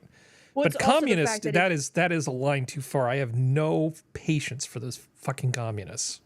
Well, and that's a kind of the thing that kind of leads into this is that, so are you going to turn down your birthright to any of your daddy's money or your mommy's money? No. Well, nope. You know, Bertrand Russell, he was the third Earl of Russell. He was entitled to get money just by existing, just by being a cool dude who was born in a particular body in England. He could have just had money. Now, he was a dirty socialist in addition to, he did a lot of great things, but he was a dirty, nasty socialist. But he at least had the integrity to not take the state money, to just make money off of his books and all the other stuff, to not do that. So, I mean, that's respectable. And if you're going to be a dirty socialist, at least be consistent about it, right? But this kid is not, this kid's not turning down the money. Not a chance in hell. No. Not a chance in hell. Well, it's one of those things, like, if you're going to, it's kind of like every single, like, person you see who lives in all LA and all this kind of stuff who are, like, anti-capitalist and socialist and communist. Cool. That is absolutely fine. Practice what you preach. Well, no, we live in a then you don't actually want to practice what you preach. Yeah. Shut up. Don't do it. Just quiet. So the next thing is kind of incendiary. Sorry, Spud, did you have a quick thing? Yeah, basically all these, if you noticed in the US, you never seem to find a poor communist. Really? Poor people can't afford to be communists, Spud. Exactly. Yeah, no. That's kind of the point. Well, no, there's another problem. Poor people don't really understand communism. Yeah, because you get screwed by it. You know, ask a poor person to, give someone money for not working, and see what that poor person does. Give them some of their money for not working. I'll tell you what West Virginians would do. They'll put a shotgun to your head and go, "Get off my property now." Try that in Midlothian, Texas. Yeah. Yeah, really. Yeah. It's like, try it. I dare you. Well, let's see. we're actually ahead of schedule. There's a couple completely maddening and infuriating things, which we don't have to spend a lot of time on. Maddening and infuriating. Maddening and infuriating. Well, I guess the FBI killed a disabled veteran. That's fun. We can not talk about that. Well, I have to get to this next. I didn't hear about that. You didn't? That? Neither did I. No. Let's see. After FBI kills disabled veteran in pre-dawn raid, family demands answers. It was a senseless act. So a few weeks before, there was a knife attack, and he was a suspect in that and had subsequently been released. As of just a little while ago, essentially the FBI showed up en masse with SWAT teams and descended on this guy pre-dawn at his mom's house. And he ended up dead at the end of this. And but it's okay. The FBI is internally investigating whether they use the correct amount of force. Thank goodness. To deal with this obviously troubled sort of guy. Yeah, I mean, they're on this. De-escalation isn't for people like this guy. It's de-escalation's not for this guy. Theodore Dreschler, 45, was killed on August 16th in an FBI raid of a home in Henderson, Tennessee. Yep. Ask what service was he in? I thought it was Army. Sorry, That's what his fatigues say. It looks like. Yeah. But yeah, they came with an appropriate level of force. I mean, yeah, these are stock photos. But so he was a disabled veteran. They came in and shot him. Well, he supposedly had a knife and may have done something. Yeah, they could have. There's so many things they could have done that would have not resulted in this guy getting killed. Yeah, like all the other things. The FBI needs to be not just stripped down and retooled. The FBI needs to be completely disbanded. It'll never happen. It was never meant to be around as long as it has been. That's a lovely sentiment. It's never going to happen. Yeah. Well, given what he was supposedly involved in, I'm not even clear on why the FBI was involved in this to begin with. It seems like the county sheriff should have just shown up with a couple of guys and tried to bring this guy in. And then if it escalated, fine, call SWAT and do all this other sort of stuff. But no, something about this is very, very, very weird. He was a suspect in a knife attack at a school, I think is what Harry said. That usually doesn't precipitate like a full-blown FBI at dawn thing. Yeah. Yeah, I agree. With the feds in on that, that's so. What information did he have that somebody might have? You mean something about the Clintons, possibly? Yeah, well, exactly. He basically got shot. They got the mom out of the way, threw her in. When she answered the door, threw her in the back of a car. They went in, launched tear gas into the building, and as he was trying to sort of get away, somebody thought that maybe in the midst of all that stuff that he might have been armed, and they ended up shooting the guy. They descended on this guy like a ton of bricks. It sounds like they may have been local cops at one time who forgot how to handle this kind of a stop. Either that, or they had orders to go in and make sure this guy doesn't survive the experience. Yeah. And there's so much about this we don't know. Now, in the chat, it's saying, yeah, we need to talk about this. And the only reason I'm reluctant is not because I don't care. It's just that there are other channels out here sort of in the monkey sphere who are better equipped to kind of talk about this sort of thing than I am, who know more about it and are sort of more in tune with the news of it. And I just don't feel like I want to do a bad job talking about something this important. That's my only reluctance. Because, yeah, I'm really annoyed. So here's another annoying thing. My argument would be that, in fact, you're probably one of the best because you don't just scream about these things. It's easy to get outraged. It's hard to actually find out about stuff. And, I put a lot of time in reading stuff for this, but there's just no information about this guy. I did a search, and all I was able to come up with was the stuff about the knife attack. I looked for more information, and there were just a few lines. This just, as far as I can tell, it just happened out of the blue. Now, there are Discords that I'm in, that I'm sort of like their token not far-right guest, who I'm sure I could have shaken a few a few trees and some answers would have fallen out if I'd gone about it. But I know there's going to be people talking about this who are not me, who are going to do a way better job. So I'm going to be devil's advocate here. Knock yourself out. And to be clear, you are being devil's advocate. Yes. Okay. The issue is, even if the FBI had a reason to go after him, like he was part of something bigger that was found in an investigation by the cops after the stabbing, and they reported it up to the FBI, is anyone actually going to believe them? No. Ooh, I'm going to say it no. right now. No one's going to believe the FBI, even if the FBI is 100% factual. The FBI are a bunch of lying scumbags that do not But, have the I- interest of it. Now this Yeah, guy's name was Craig Robertson. Is that correct? Theodore Dreschler. It's Theodore Dreschler. Yeah. Theodore Deschler, sorry, Deschler. Deschler. But it's one of those things like it at this point, because of everything going on in the world, not just the country, it doesn't matter if you do think you said the FBI is completely corrupt, Spud, and that's fine. There's no disagreement there. The issue is, even if the FBI shows all of the evidence shows that this guy was part of something bigger, or he was part of something to try to get information or something, it's not going to matter because no one's going to believe them. Because it's And the that- FBI. I Yeah. understand, but the FBI still does good stuff sometimes. Yeah, they're Whether not you like completely them or corrupt. not. They're not completely Yeah, corrupt. There are good whether people you- who work for the FBI. Yeah, and that's the thing. It doesn't at this point. It's a no-win situation for the FBI. If they come out and say, "Well, he was part of a bigger terror plot, and he was going to do this, this, and this," no one's going to believe them. If they keep their mouths shut and say nothing, people are going to just keep screaming they're corrupt, which they can be corrupt because they're powered by humans.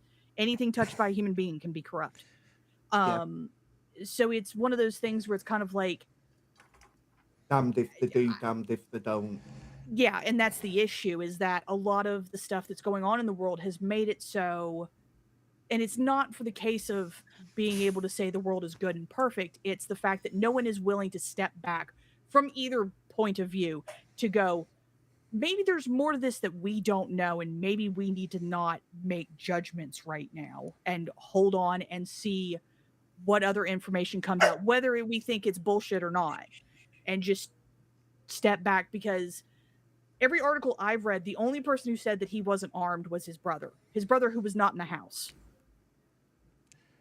So Right, it's one of those okay. things, we Well- don't know if he did pull a gun. I'm not saying he should have gotten shot. Well, there's But armed we and there's don't- armed. Yeah. Well, and that's the thing, is like, we don't know a lot of stuff, and we most likely never will know a lot of stuff, because a lot of people aren't going to believe it, or if they do, or they could so it's one of those, it's like, it's a damned if they do, damned if they don't moment. So like, I understand talking about it, but You remember what I What's said it last gonna week do? about the Office of What? the Inspector General? The only part of the government I would make bigger is the Office of the Inspector General. Because you need Them, somebody yeah, who's that- I know independent that. who can go in and figure out what happened. Now, they may not be a tool fit for purpose for something like this, but yeah, it doesn't Yep. look good that the FBI You're is right, doing their own investigation. They need Yes, I something agree. like an independent body, like Yes. an internal affairs that isn't beholden to the director of the FBI who comes in and Exactly. No, I investigates agree these with you on things. that. Yeah. I absolutely agree on that part. I think I agree with you about the Inspector General thing. I think their net needs to be widened a little bit, and I think they need to be allowed to inspect on this kind of stuff with the FBI. Yeah. 100%. I agree with that. Yeah. It's like Um, working for the government has all sorts of perks. One of them is not that you get to avoid that pucker when you find out the IG's coming. Yes, exactly. Yeah. But- They need to have the fear of God. So we have so much more show and we got to get through it. Well, we don't have to do anything, but we are going to get through some more of it. Let's see. New York police have disclosed that they're planning on using drones to monitor holiday parties this weekend. God. Does this seem familiar to you, Sora? Does this seem like something they would do in your part of Kanukistan? Oh no, not really, but it's No? just funny. I don't know They that. did it. in Maybe you my just don't part of know. Not Europe. It's a Yeah. very Trudeau move, though. Yeah. During Trudeau-esque. during the lockdowns, they did this in my part of not Europe. Excellent. Absolutely. All right. This is I love this sort of stuff. Yeah. Just makes me feel safe and happy and Aw. Well, I'm glad. Aw. Well, I'm glad you're here because we can talk about this now, Sora, because it's a Canadian thing. No human remains found 2 years after claims of mass graves in Canada. yourselves. I'm sorry. Yeah. After That's 2 it. years of horror stories about the alleged Right. mass graves of Just Indigenous children at residential They hid the graves. residential They hid the schools graves. across Better. Canada, a series of recent excavations at suspected sites has turned up no human remains. Some academics and politicians say it's further evidence that the stories are unproven. Shemp, No, it a gets, group it of gets better. It Indigenous gets better. people, also known as Pinecrest First Nation, excavated 14 sites in the basement of Our Lady of Seven Sorrows Catholic Church. Of course they did. Sorry, that's a great name. Near the Yeah. Pine Creek Residential School in Manitoba during 4 weeks this summer. The so-called anomalies, which were first detected using ground-penetrating radar, Yeah. Chief Derek Shemp of remote Pine Creek Indian Reserve said no remains were found.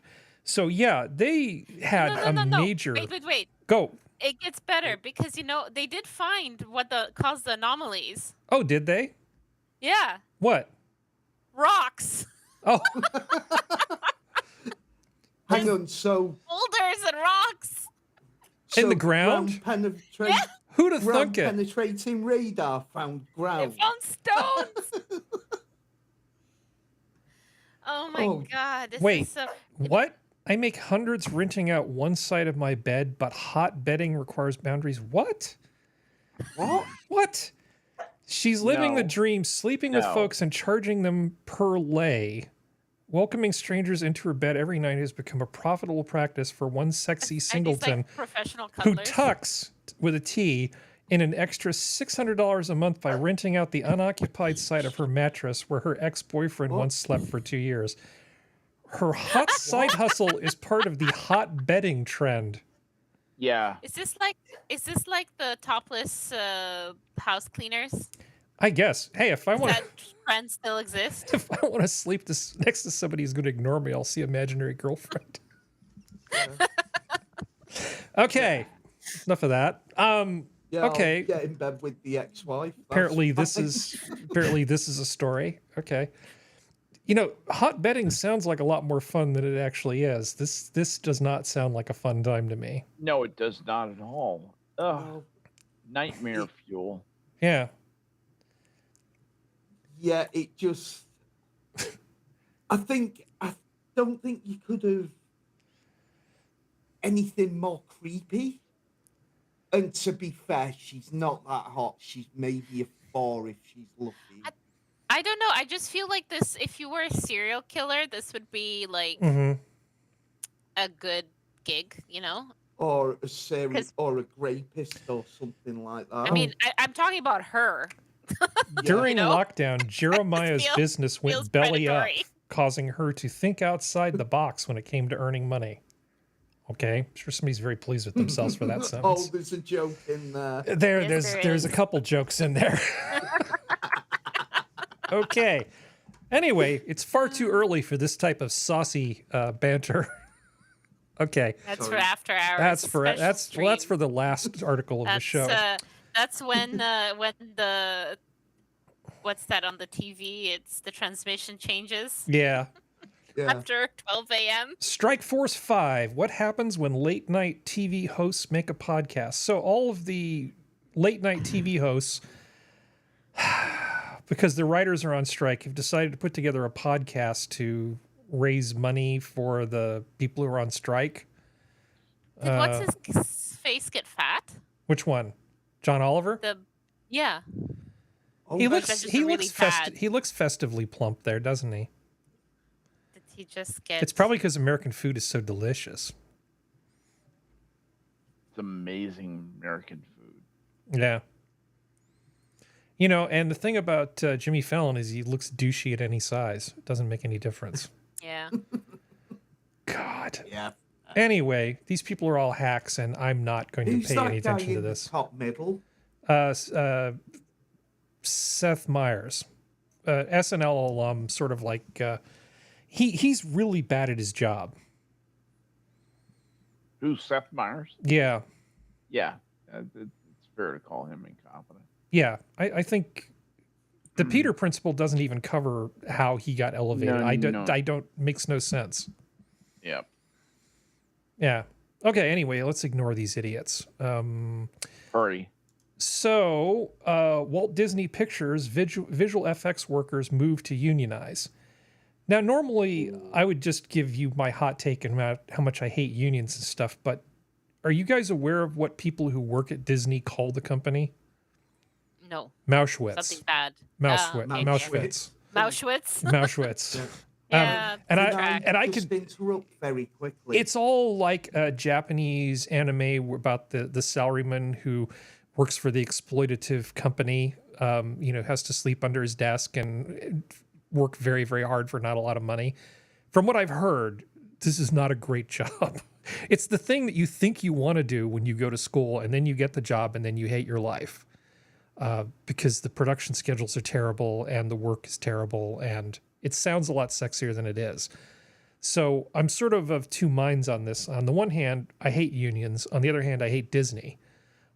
So I hope these two destroy each other. Honestly, Yes.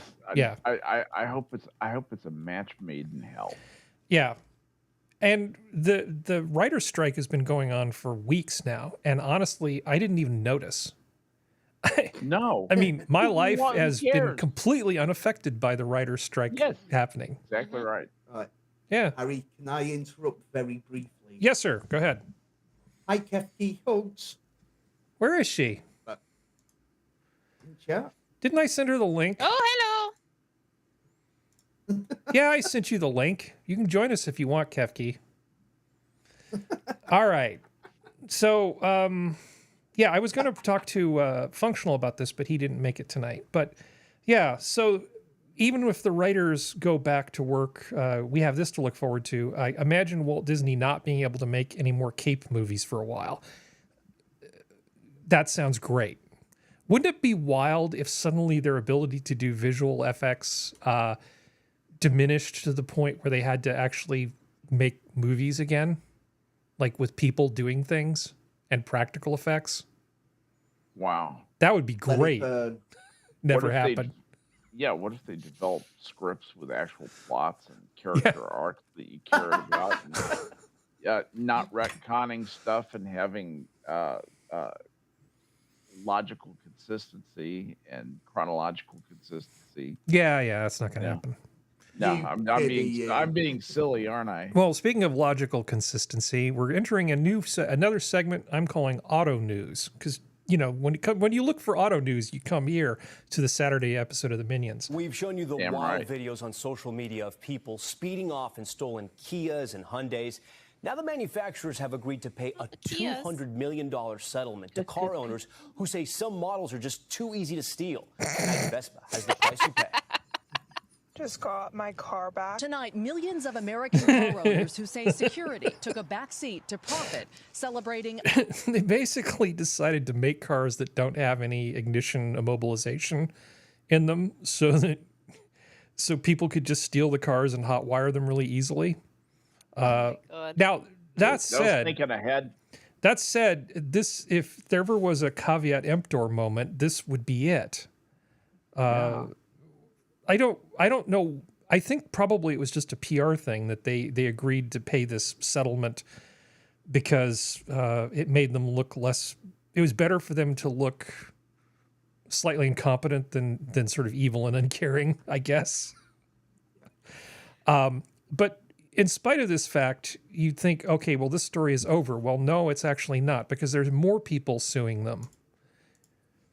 We make light of this, but it does make you think, who is coming Chicago up with mayor this, sues Hyundai with this Kia stuff? Jenna over auto Caldwell, thefts Fox News instead of political punishing analyst, criminals. Gianna Caldwell, great podcast host, great friend. Right, can you pause Gianna, that you can't one make second? Yes. Right. Again, misspent youth. Okay, but it was possible to steal the old Mark 1 Escort, or break into the old Mark 1 Escort with half a tennis ball.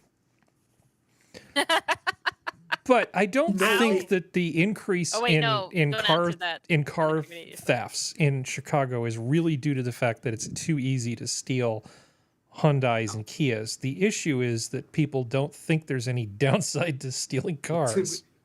No, absolutely. And Sarah, in answer to your question, because there's about 3 around, right? Basically, all it was you put half a tennis ball over the lock on the door, pushed it in, and it popped the lock Oh yeah, out. that one. Yeah.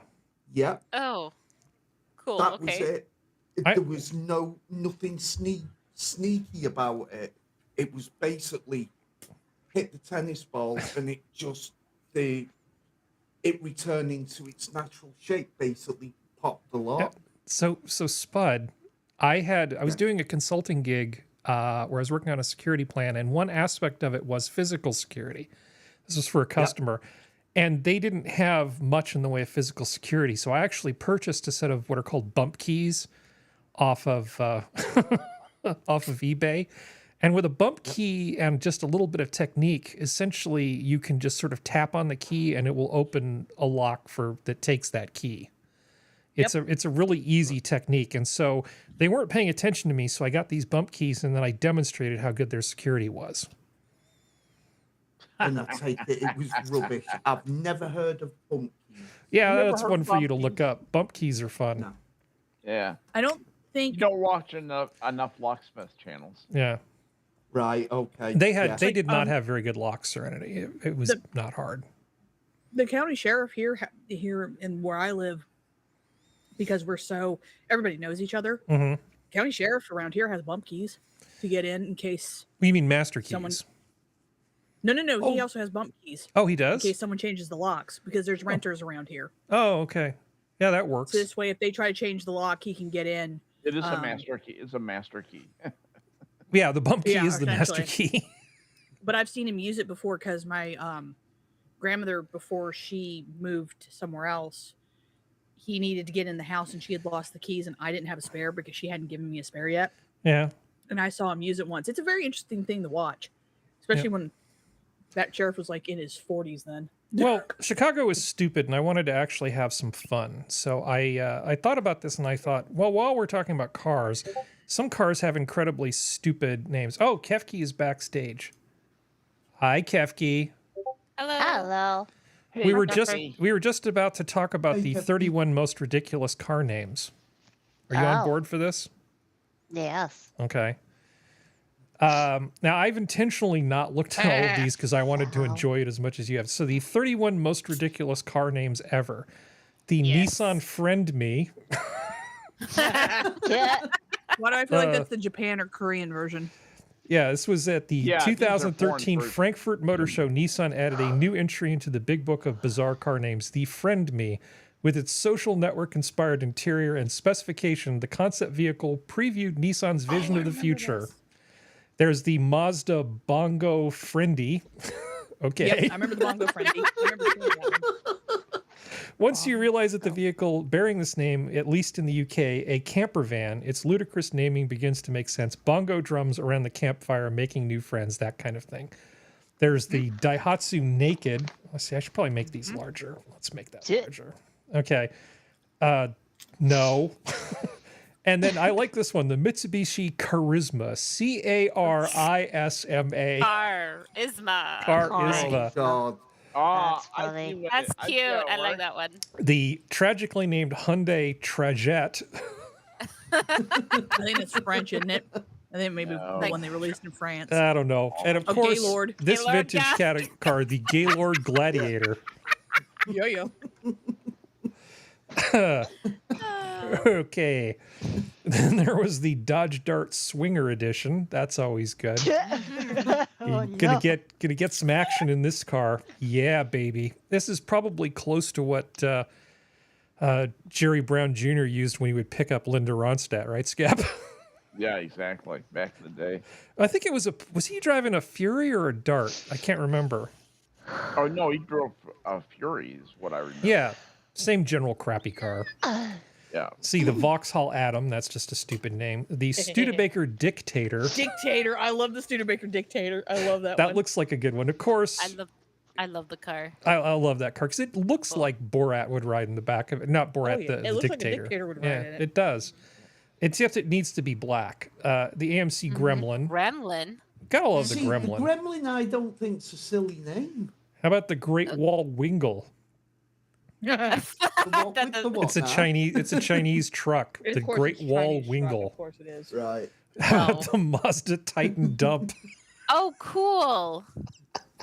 Are these the tiny like mini trucks? Yeah, Are these that, really, that, really except small that one ones? has the Titan bed Dump. that can go 2 different ways. Because Yeah. they're around here. They have these. Like I see, there's a couple that that I've seen running around here, like imports. Like Yeah. you drive on the Same down opposite here. side. They're so cute. There's several different versions of the Mazda Titan Dump. I don't think Japan sells. It's one of the newer ones. I think they don't sell it to the States, but the older ones, I know the ones you're talking about that are made by like Mitsubishi and Honda, they do sell. Yeah, to like, the States. it's like the tiny one. Yeah. Yeah. I know what you're talking about. Yeah. Cannibalistic Wizard is mentioning my aunt has a friend who's like 86. Her friend, not my aunt, whose name is Gay. Yeah, Gay was a proper name. People used to have that name. Yep. In Gary Anderson's series UFO, Gay. Yep. Was her Gay something? I can't remember her name. One of the characters' names was Gay, and that was 1970. Cannot remember the What was the name of it actor's again here? name.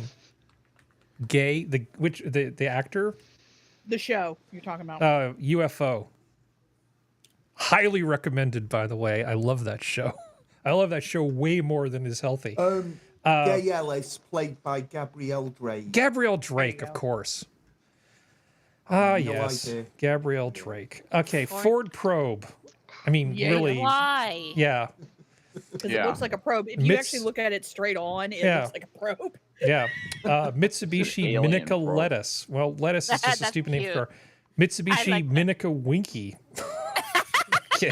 Oh, wait, what was the probe? Yeah. Yeah. And the probe. Isuzu Mysterious Utility Wizard. the,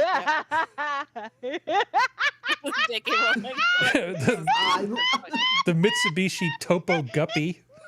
That's a Japanese one. Yeah. Those ones are fun.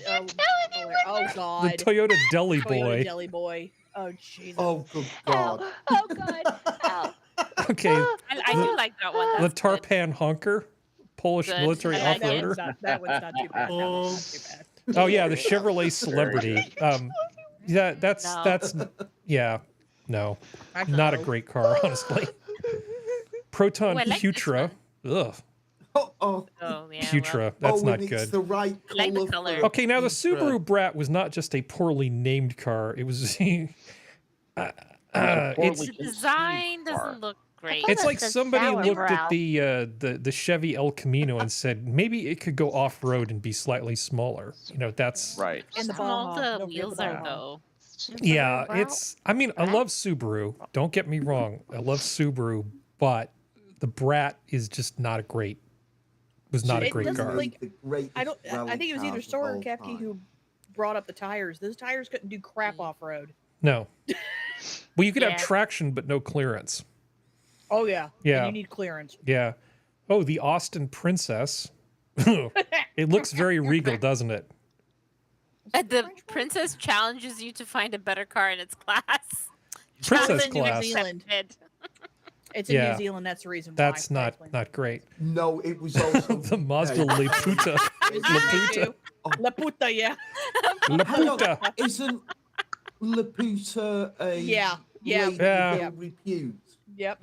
This one isn't bad. Calling something a radius. That's Rhodius. No, that's terrible. I thought it said radius. I'm all for that Rhodius. Song Young Road. That's a Oh, Rhodius is the also, name that it's gets a you pretty beat up in weird school. looking car. You're gonna get the hazed. Morris Isis. I love this car. Oh, I this love is the Morris. fine. I have no Why? problem with the Morris Isis, or Yeah. honestly No, the that's cool, Triumph that's fine. Mayflower. It's a stupid Also, looking this is car, Triumph but or that's fine. Let me tell you The about name is that fine. Morris. That Morris. Uh-oh. We actually had a Morris Minor when I was when we lived in Belgium. Nice. This was in 19.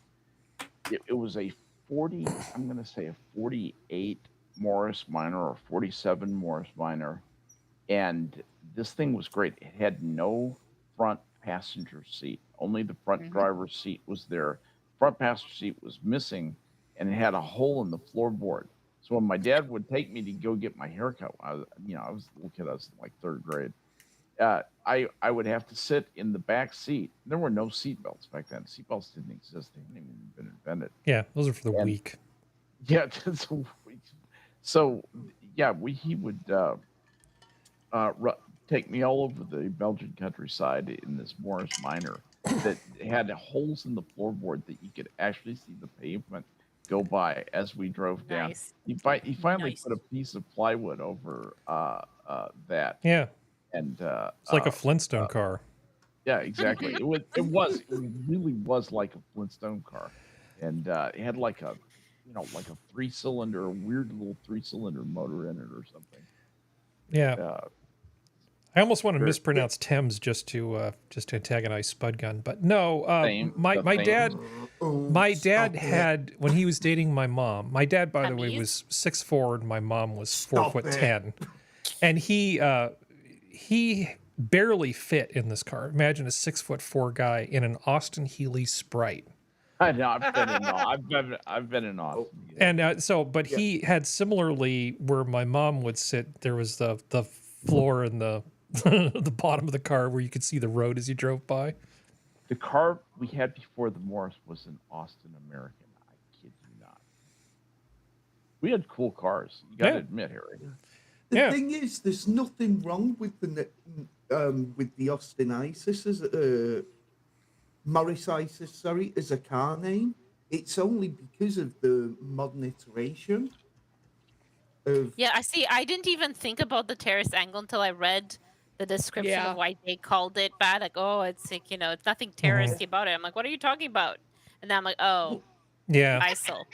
Yeah. Yeah. Okay, so I have another one for you. It's 8 cars that share their names with condoms. Do it. Okay. God. Yeah. Okay. Good image. I like it. So there's the Ramses. The Egyptian Champrins, the Ramses. It's a little shitty car. The Trojan. There's the Trojan on the left. Yep. Yeah. Nice. Okay. Magnum. Yep. Dodge Magnum. Often good. Avanti. Okay.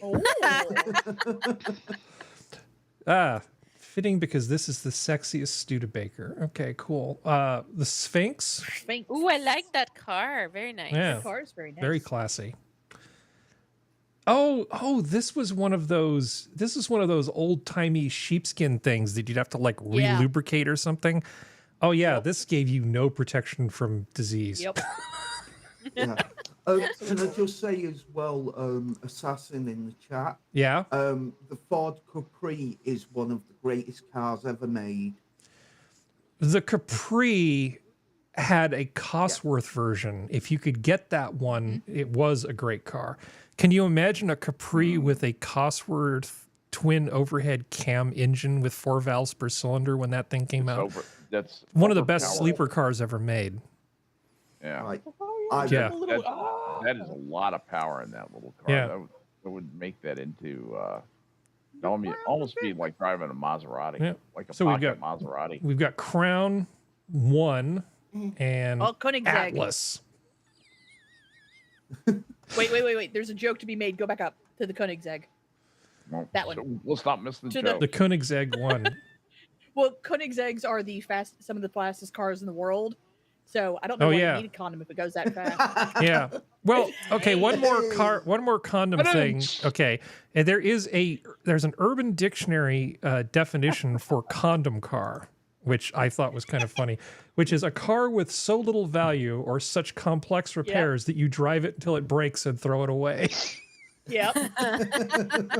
There's some Koenigsegg's, their earlier ones that are kind of like that. Okay. So it fits. Condom car.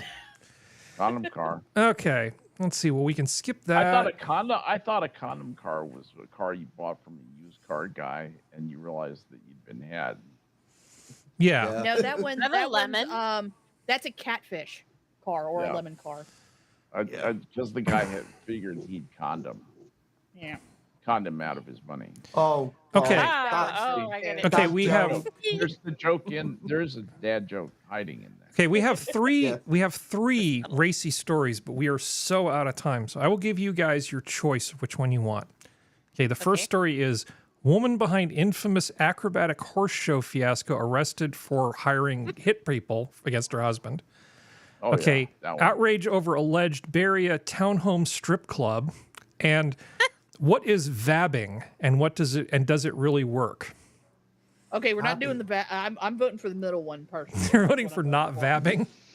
Yeah. Okay. I want horse fiasco. You want horse horse fiasco? Okay. Horse fiasco also. All right. Let's see. So Also, chat, don't Google vabbing. Don't do it. definitely Google A it. woman is behind bars accused of hiring a hitman to murder her estranged I've husband. seen that. Good evening and thank you for joining us. I'm Carlo Cicchetto. And I'm Anna Laurel. Jesse and Marcella are off. Yeah. Now, this isn't the first Have a nice time night that off. a county woman has made local headlines. That hair is CBS 8's amazing. Richard Allen is here now with more on this really disturbing story, Richard. And Carlo and Anna, Tatiana Remley has There she lived is on the a life right. of Doesn't she look luxury nice? In Del Mar, filled with multi-million-dollar homes, prize horses, and sports cars. She looks like it's a a far psycho. cry from her current residence at Las Colinas Detention Facility. You think? No, I have to say that as a proper adult male, when I see a woman like that standing next to a horse, I'm just like, oh, that's on the list of things I can't afford. You know, it's like looking at a mega yacht. You know, I just know that's just not going to happen. Did he say Las Colinas? I believe so. Southern California, San Diego County. San Diego. Okay. Yeah. San Diego, Las Colinas. It's not Dallas. Green Badger, Las don't do Colinas. it. So they Don't do it, Green Badger, don't do it. basically this lovely woman here had a very bitter divorce in the works with her husband, and it looks a lot like she may have burned down his house. She didn't do worse than that. Yeah, and she tried to get a friend of hers, a mutual friend of theirs, to basically hire to kill the guy for $2 million. That didn't go over particularly well. She's 42 years old. She was arrested in a sting operation at a Solana Beach Starbucks early in August, about a month after her husband, Mark Remley, discovered she'd offered a mutual friend $2 million to kill him. Yeah. So basically, she met somebody at a Starbucks who was an undercover cop and got busted for trying to kill her husband off. But yeah, she's not what I would call low maintenance. She stood like a psycho. Like Horse girls are all crazy. Okay, I resemble that. Thank you. Well, it depends on whether it's English or Western. I know what you're talking about. No, English or Western. That's the difference. Serenity. You know crazy horse people too. There are some crazy horse girls. Oh heck yeah. Yeah. There's some knotheads out there. I know some buckle bunnies that could take chrome off a tailpipe. Yeah. Oh, buckle bunnies. Oh God. Okay, never mind. Don't get distracted here. We're not. Okay, so so this nice lady basically decided that things weren't going the way she wanted them to. So the expedient thing to do is just kill her husband and take all of his money. As you do. Yeah. Well, after they got married about 10 years ago, it was about a year afterward, they wanted to put on some huge horse acrobatic show. And a bunch of people spent a bunch of money on tickets and, tried to go to this thing, but the ticket sales weren't what they thought they would be. So they just sort of didn't bother to have it. They left a whole bunch of people just out in the cold. They just said, nah, fuck it. Not enough people showing up. We'll just not have this horse show. So it was a bit of a fiasco. I think initially these two really deserved each other, but since they're probably both relatively terrible people, things ended about the way you would expect they would end. It's very War of the Roses. But I want to show you this this townhome strip club thing. So a townhome is basically connected. It's like a 2-story apartment pretty much, and it's connected to all the other things. So imagine you're living in a densely populated area in a townhome and this happens. This is in San Jose, by the way. Walks like a duck, it's a duck. It's a strip club. That's what some people in San Jose say has taken over their quiet neighborhood. And only the ABC 7 News I team has the story tonight. Good evening, I'm Karina Nova. And I'm Larry Beal. Thanks for joining us. Neighbors say we loud don't care. parties every weekend, It's been going on for months, despite endless calls to 311, 911, code enforcement, and more. And Yes, the city of San Jose is doing absolutely nothing about this. These people have basically opened up a strip club, and so how do you know it's a strip club? Well, they went through and looked at the trash. No. Andy Benzinger is laughing because he believes he now knows what was being built. Residents provided the ABC 7 News I-team with pictures of empty exercise and pole. Nice. Wow. He Nice. just threw it away in the dumpsters for the complex. That's how you. Okay, because of just the audacity. Yeah. I have an assumption of a skin tone of people. I who may don't be the perpetrators. know. I don't know. I think the only color here that matters is green. Oh, I know, but thrown they're out the in audacity garbage. I'm Once talking. construction stopped, the music started. It's not Mozart. It's strip club music. Neighbors say they found video from inside the parties by clicking on a map within the Snapchat app. All of these videos I have a most of funny them story like too this. explicit to show here. Thick, thirsty Thursdays. Do you have something? Wow. So now, of course, this does raise a number of questions. If they're renting, how is this possible? And if they're in a townhouse, they'd normally be in a homeowners association. So how is this possible? My sister actually became the president of her HOA just to deal with some pornographers that were screwing things up. And they were way more discreet than this. Having just people show up, with lights and gear and stuff is not that big a deal. It's just they're taking up a lot of parking on the street. It's not that big a deal. But if these people, if there are noise calls being put out at almost 6 a.m. because these people are running an all-night strip club, that's a problem. Go, Sora. So my godparents who live in Bucharest, they had this was a couple of years ago, so pre-pandemic, just before the pandemic, and they would hear like interesting music through like the pipes and stuff from the flat above them, and it was like, okay, those a little bit like kind of sounding music, but there was no real disturbance. But then they would hear, when the windows were open, they would hear like breathy noises, okay? And now you can't hear through the walls, so you need a connector like your sink or the windows to be open, or you're out on the balcony and the door's open, because otherwise the floor, like a solid floor, and the walls, they're very thick there, so you can't really hear through.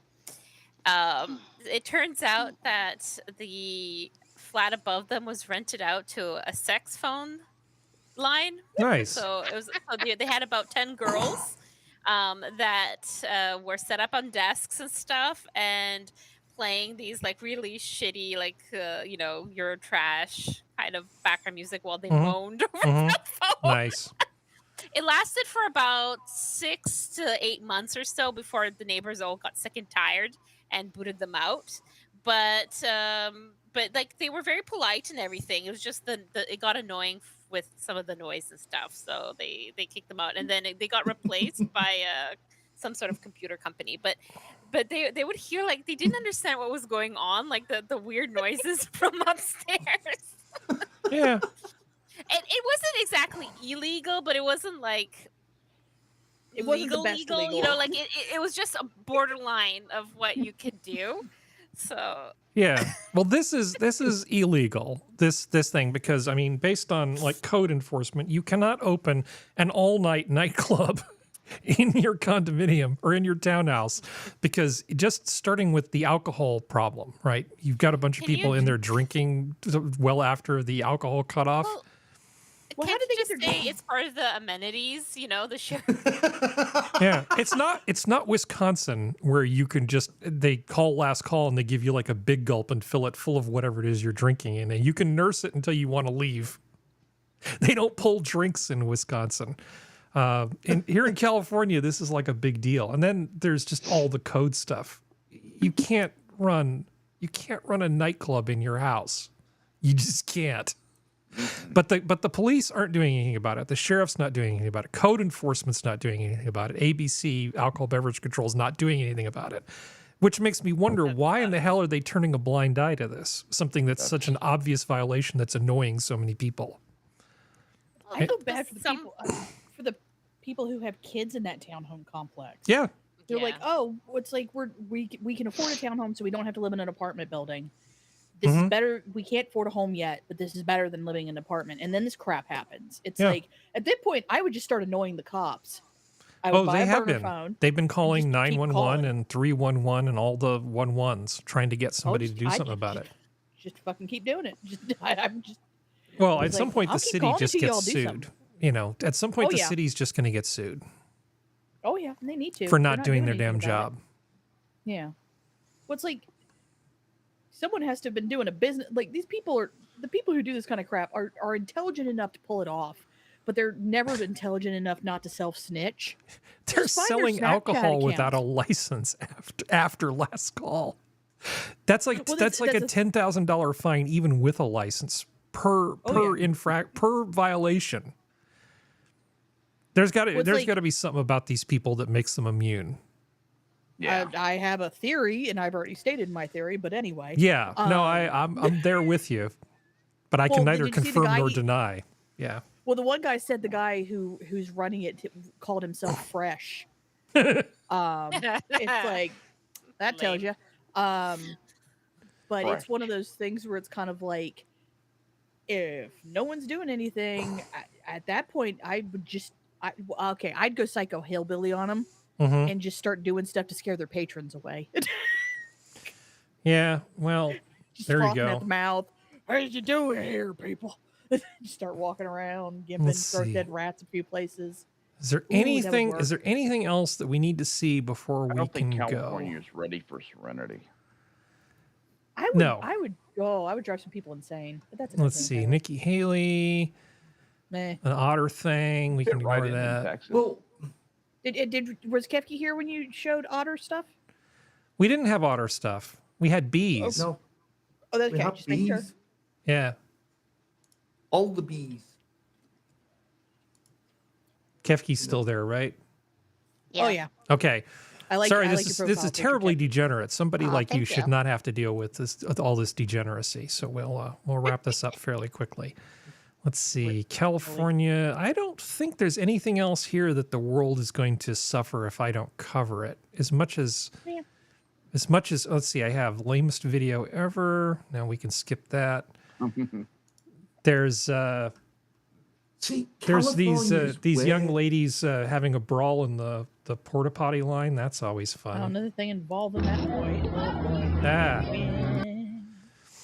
Yeah, look at these white girls going at it. They're white No. trash. That's the reason why they're at a Morgan Wallen Exactly. concert. What is this?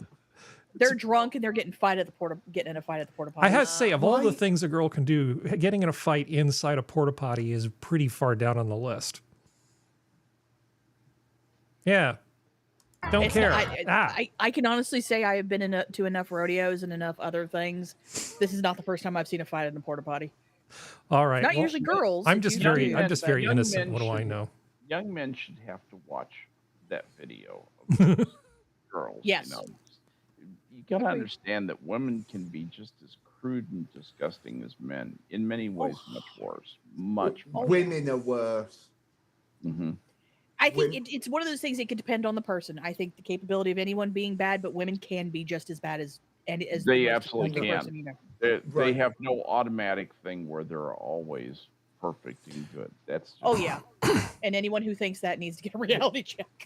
right. Exactly right. Oh yeah. Oh, there is one thing. I just want to mention this because you know how we're outraged about stuff. The thing with the vet that got killed. This irritates me too. It's obviously not as bad a thing.